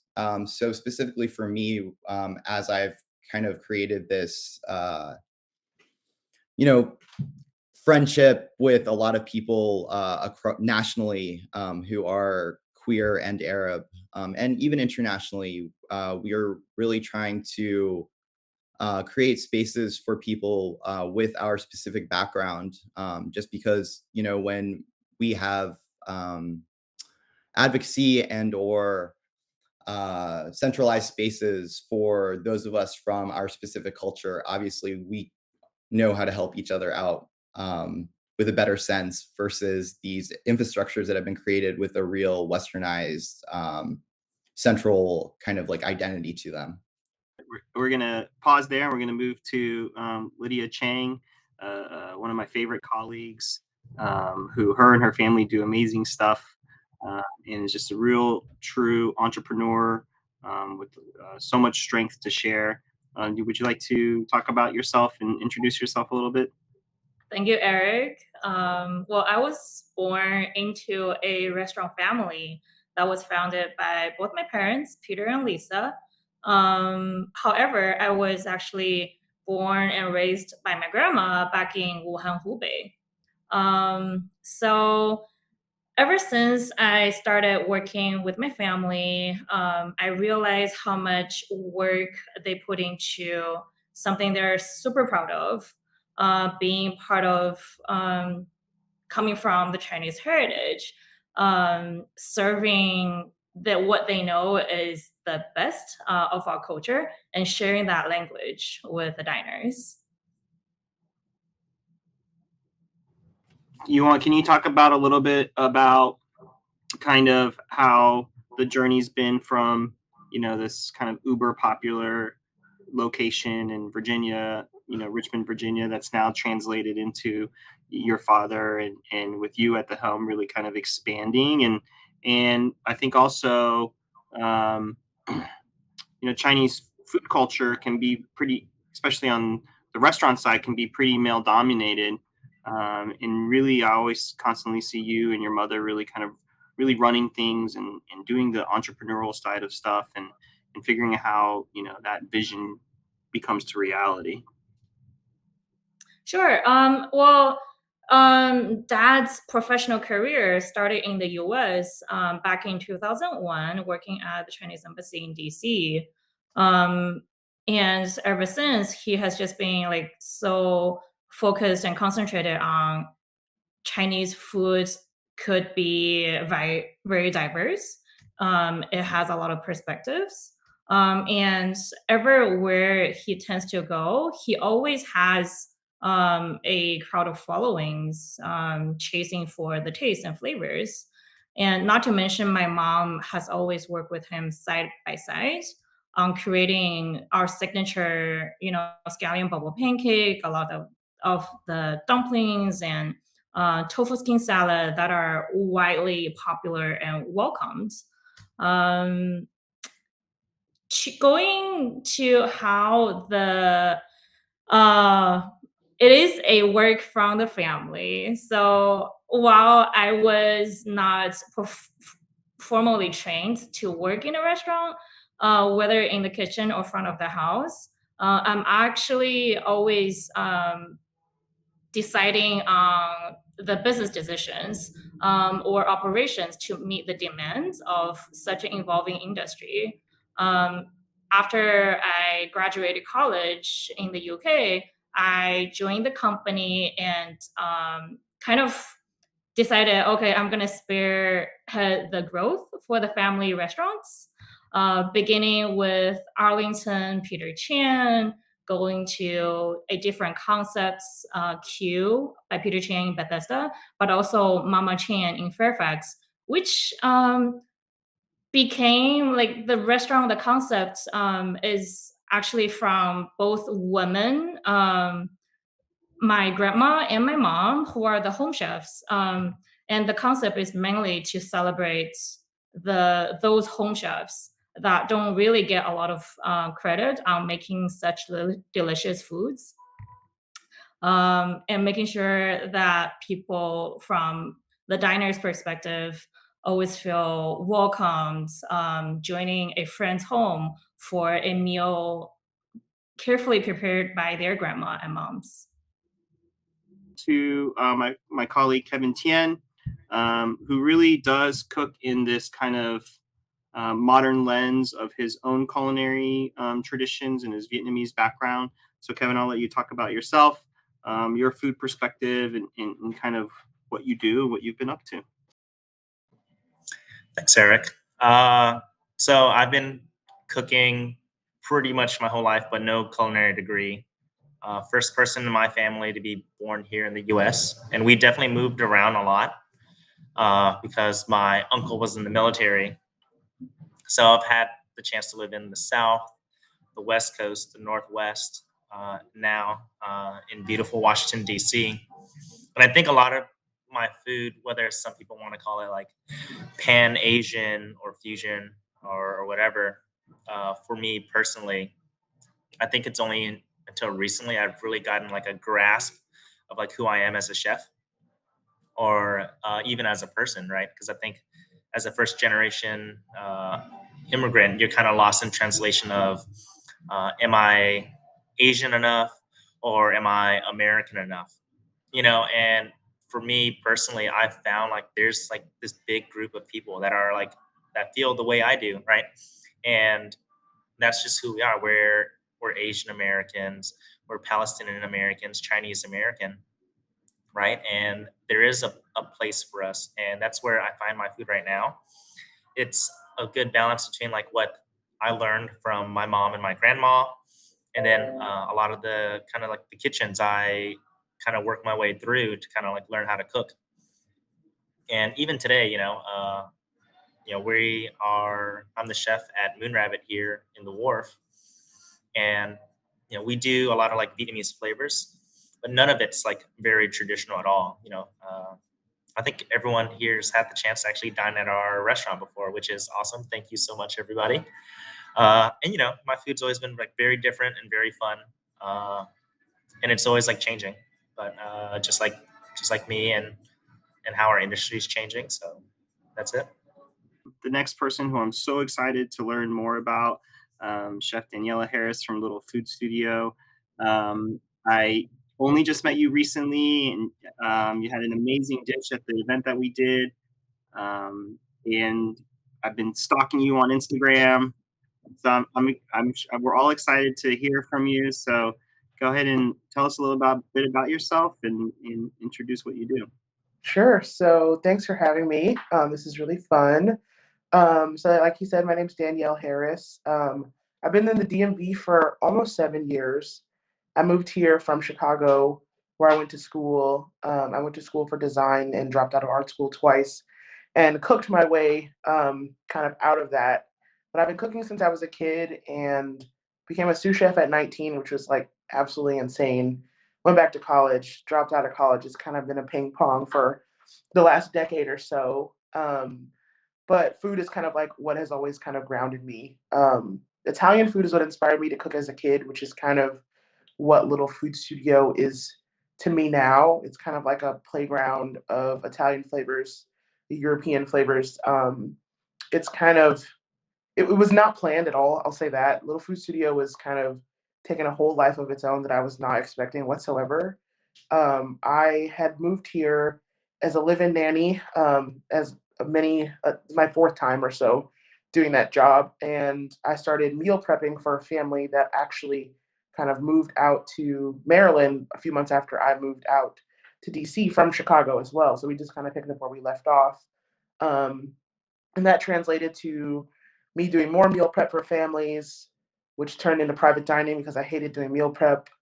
And then the private dining thing became really fun for me, and I got involved with this really cool group out of Richmond called Underground Kitchen. And we were doing like, he hates that I call them pop ups, but it's like fine dining pop ups, 6 or 7 courses for up to 70 people. And that kind of like kicked my ass in the best way, and really pushed me to keep doing the private dining thing. And then things that caught my interest, I'm really into branding. So my little catering business kind of, I started an Instagram, bought a domain name. But Little Food Studio now is kind of the hub for all of that. It's literally 250 square feet. So it's very little. But we do a lot of fun things out of there. And I get the chance to work with lifers in the industry, Black women who otherwise, I don't know, would be stuck somewhere like a lot of people who look like me, and never really getting the recognition that they deserve, or cooking food that other people think that we shouldn't know how to cook or that we cook. So yeah.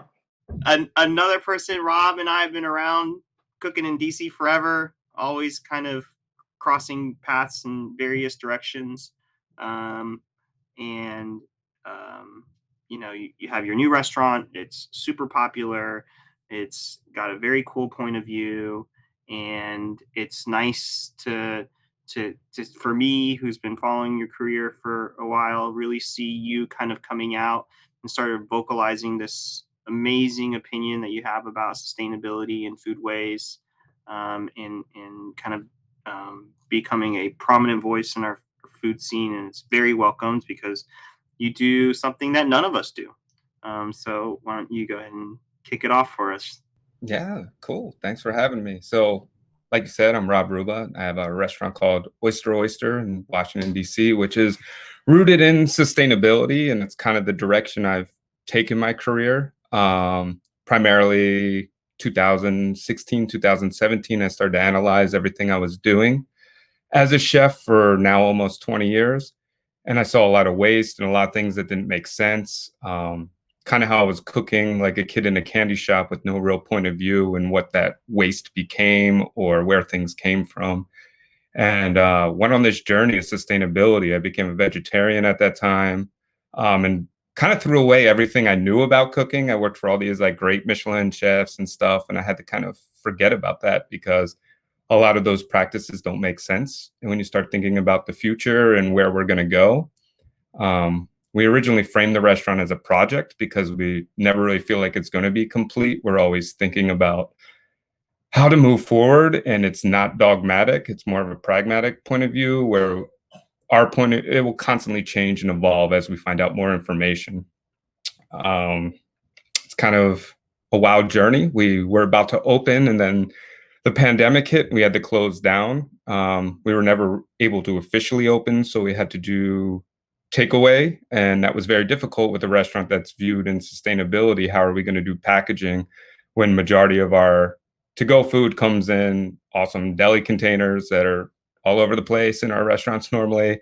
And we had to go with a lot of compostable packaging and kind of avoid a lot of greenwashing, which is like a lot of this biodegradable materials that if you don't have a commercial composting facility near you, you're not able to use. So we had to really change how we were going to cook that way too. We planned to be kind of this tasting menu restaurant. And now we're putting things in boxes and trying to sell our mission at the same time, but also give people delicious food in a time of need for comfort. And that was very trying, but we made it to the other side as the rest of you have. So congratulations on that. That's pretty cool. And now here we are. We opened in June officially indoors and are doing our mission that we plan to do.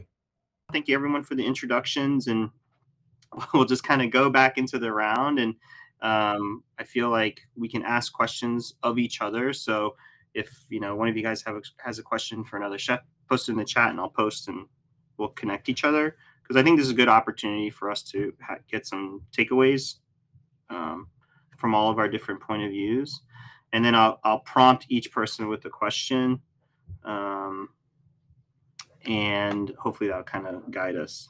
A lot of people are kind of coming through the end of the pandemic, and this, at a point where now I think it's, unless something happens, it's like a mitigated situation that can be controlled.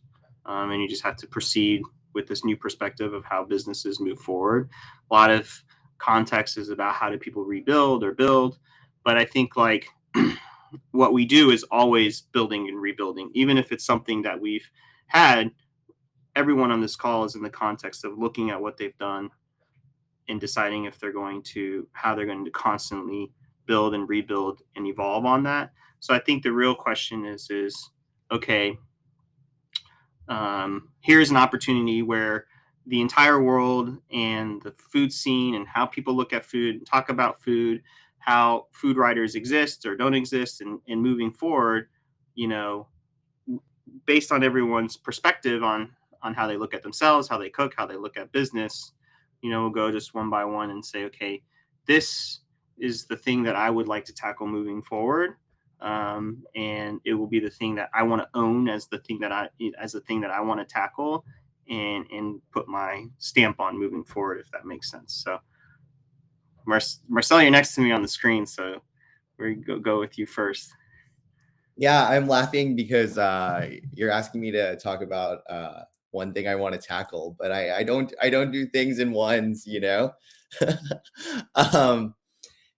think that I've been thinking about this a lot over the past couple of years, and a lot of our colleagues, locally and nationally, and even, amongst us here, we've spoken out about this. I think that I've been really contemplating the concept of change, right? We're like the pave makers, whatever. We're changing systems, or we're rebuilding.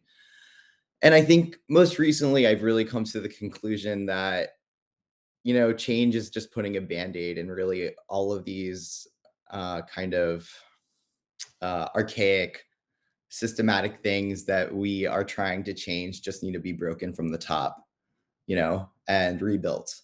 And rebuilt by us, right? Those of us that have been through these systems that have been really abusive, and maybe, sometimes there's been moments of, I don't know, moments where they have been beneficial and or fulfilling, but is that enough? And is that right? And were these systems even built for us in the first place?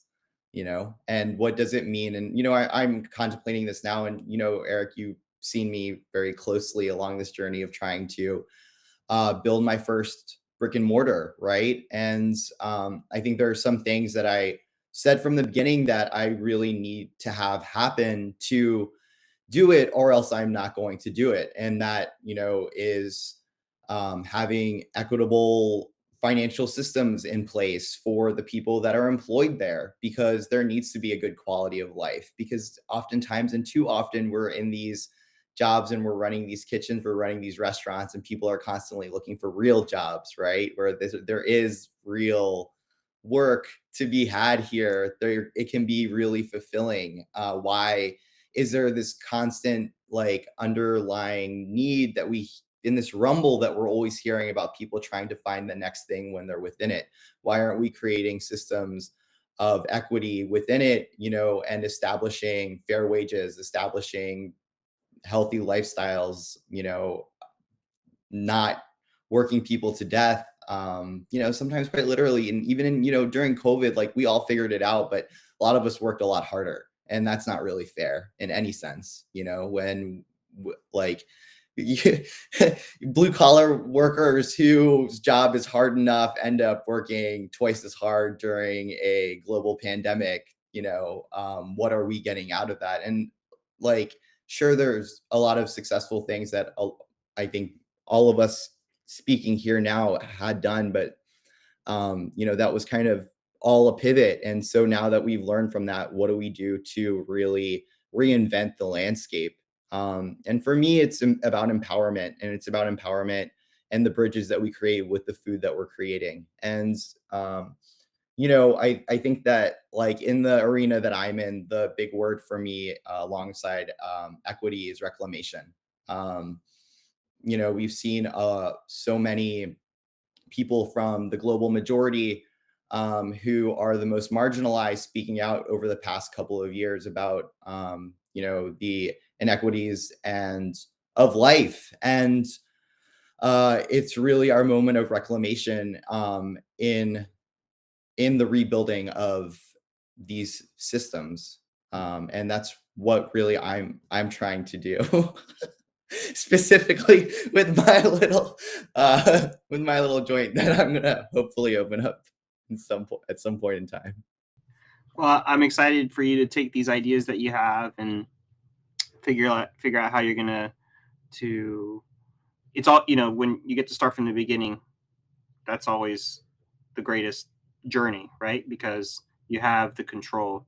When you've already been a part of a system, I'm speaking about from my own perspective, when you're already in one, it can be so hard to change no matter how much you want to change, because there's a restaurant like Makedo, which has been open for 7 years. You built it upon a system that 7 years ago and you have investors and you have loans and you've done these things. It's really hard to go backwards no matter how much you want to, right?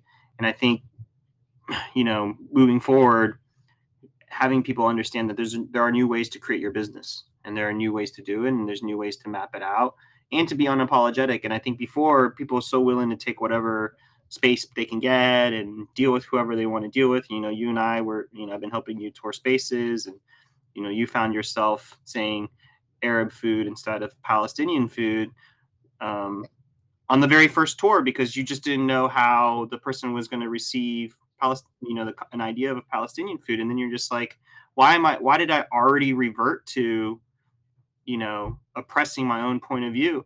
And the guy's not even really, didn't even put you in that. You just went and you did it automatically. And so I think, I'm excited to see you explore that and put a stamp on it, and then kind of share how you did it and Yeah, how for it sure. can work. And that's the thing, no secrets, right? Like it's got to be an open forum for everybody to kind of feed off of each other and be able to push it forward. All right, thank you, Lydia. Alrighty. Well, being a woman, but also Chinese, I like to think I'm always constantly thinking about how do we tackle multiple problems with one stone. So, like 2 birds with 1 stone, why not? While on one hand, I have this family legacy, I'm trying to carry on from the generation before me to the next generation, working with young talents / chefs. Imagine someone like you or Kevin, maybe 10 years ago or 15 years ago, wanted to tap into, what are the resources there for me if I want to go back to my the Asian flavors, the cuisine I want to explore on, maybe to identify or shape who I am as a chef, but also as an individual. I like to think there are a lot of chefs and people wanted to learn and explore about Chinese flavors and cuisines and Asians too. But there isn't a lot of resources for them. I mean, yes, there is YouTube, there's a lot of cooking books, but talking about, there isn't a Chinese classical cooking in the CIA. And working with many chefs, they're like, yes, we are second generation. Our family has been here for the longest time, but back when I was trying to pursue the career, there isn't any resource for me to even, I need to do a lot of, they need to do a lot of self research, relying on Google, or sometimes if they're lucky enough, they get to travel. That's the best way for them to learn. And something else would be, I truly believe you don't have to look a certain way to serve any kind of food. In the end, just like what Eric said, it doesn't have to be defined as, just Italian cuisine. It could be, with the inspiration of Italian, of French, of Vietnamese, of Chinese even. And we can express cuisine just like a form of art, define it as who we are, not necessarily following certain label. Yeah, I mean, it's a huge agenda and plan. I hope, with many years to come, we're going to get closer to the goal we're trying to achieve.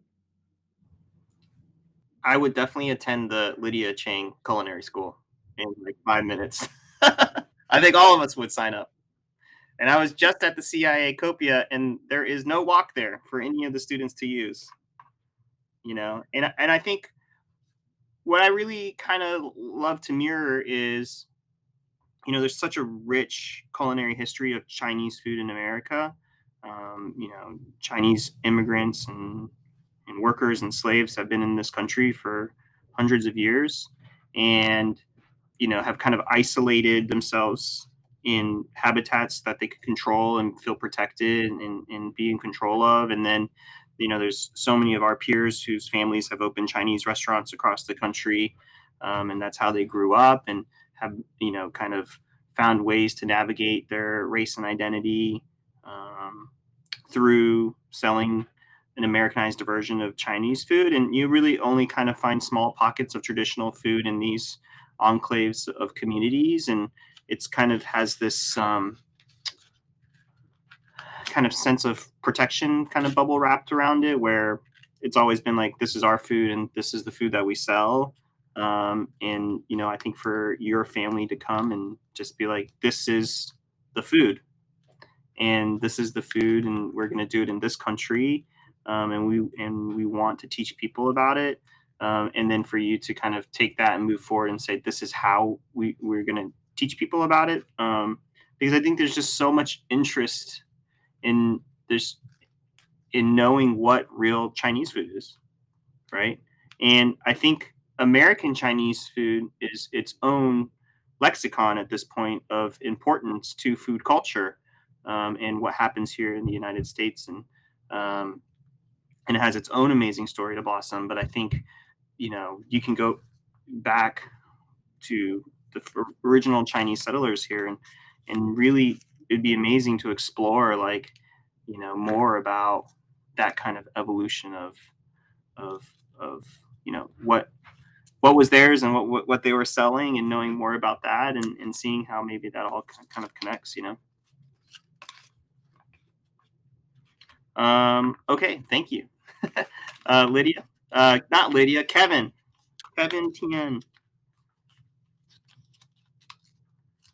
Yeah, I think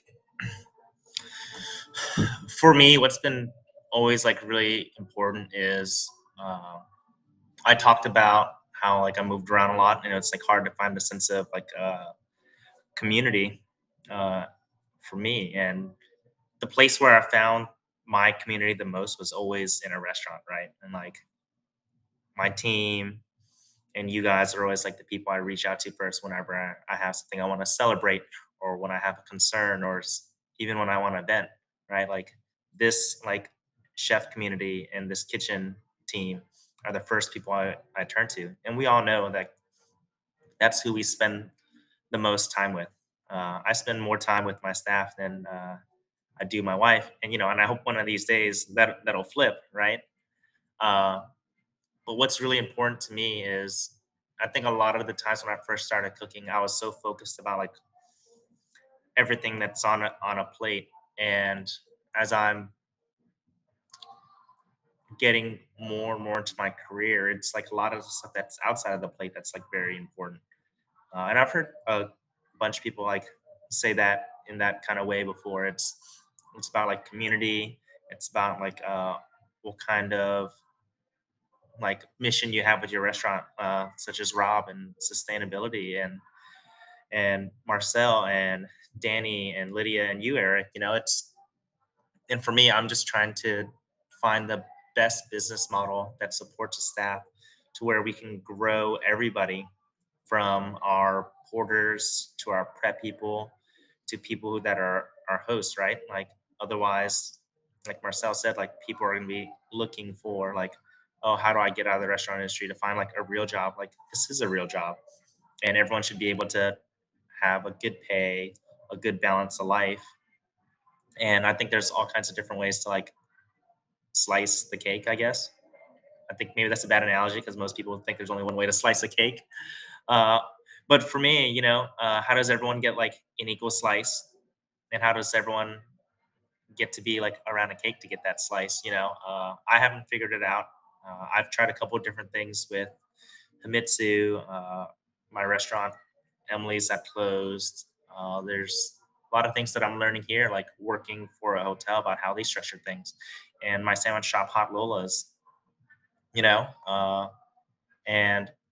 I found ways to be able to like provide free benefits to like staff in my sandwich shop, because it's an easy and small manageable business. But how do I find a way to like scale it up? Like if I have like a bigger restaurant of my own one day, like a Afternoon Rabbit, that's what I'm trying to figure out. And on that way, if you have a good restaurant, the team will be there, the staff will be there, and then you guys like get to grow together and get better together. And then, I think a happy staff that's being taken care of will put out like the best food, and you'll have a good restaurant. And I've tasted like everyone here's food, and I can tell that you guys do a lot for your team and a lot for your community, and it like reflects in your food and in the work you do. So I'm just trying to figure out how to do more with the little time I have. I'm excited to watch your progression as you kind of, start building your kind of your restaurant portfolio from a variety of small fast casuals to potentially fine dining. And I do think like some of the changes that you and Marcel want to make typically is easier in the context of fine dining, because you have a lot more control over a lot of what's going in and out, right? Financially, food, etc. You can dictate your prices, but you have to get to a certain point in your career to do that. I think fine dining restaurants have the ability to make things equitable across the board much easier than when you start getting into fast casual and you start getting into more casual bistro style type restaurants where you're doing a lot of covers and there's a lot more hands involved. And I think that watching you explore that, and same with Marcel, I think will be great to see. And like I said, always starting from the beginning. And when you get to build from the beginning, that's always a good touch point. Awesome. Thanks, Eric. Yeah. Chef, you're next. Yeah, so Kevin stole all of my answer, but that's fine. I think in opening this restaurant, even before, like, I didn't even call it a restaurant because it's literally a counter service sandwich shop. But we operate as a restaurant, and it is a restaurant. I mean, we make everything from scratch literally every day except for our bread, which we attempted to do that ourselves. My role has changed more than I could have ever thought it was going to the point where our youngest staff member, who's 17, was like trying to kick me off of a station. And my pastry chef and GM are like, yeah, you don't need to be here behind the line every day. You need to be doing X, Y, and Z. That was really hard for me to realize. But as we keep going and going, we're 8 months old now. I'm realizing my job is really like a coach. And I'm trying my hardest to like embrace that. And for me, that translates to our future looking like everyone owns something. So kind of what Kevin was saying, but I really want to focus my efforts on expansion, not just of my brand, but in each kind of next step that I take, it includes somebody and highlights them specifically, and what their talents are and what their skills are in the kitchen and out of the kitchen. So I think ownership is like a huge thing for me, just because, I mean, you can look around and throw a dart and like you'll land into a restaurant that's never ever going to be owned by the people who help it stand, who are the reason that the restaurant can stand. So I think that's the biggest thing for me. Awesome. Thank you. I think, I think that's a great point of view, and excited to see how you explore that. But also, we still all really want to know more about you. So don't forget to let your own voice sing and explore that. Rob? Yeah, so I guess one thing, it's not one thing, right? Like that same thing Marcel said, it's really hard. But with our view on sustainability, and kind of what that means, right? It is not just the environment and the world, it's also the individuals who work with me every day, and kind of creating a better culture amongst that.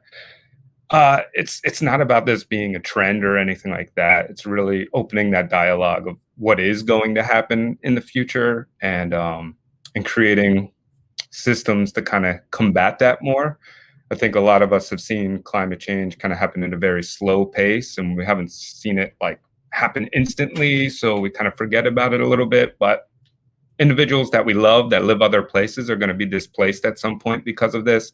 And I think it's beautiful that you all embrace different cuisines, and it's going to be a great place for people to go and feel that comfort.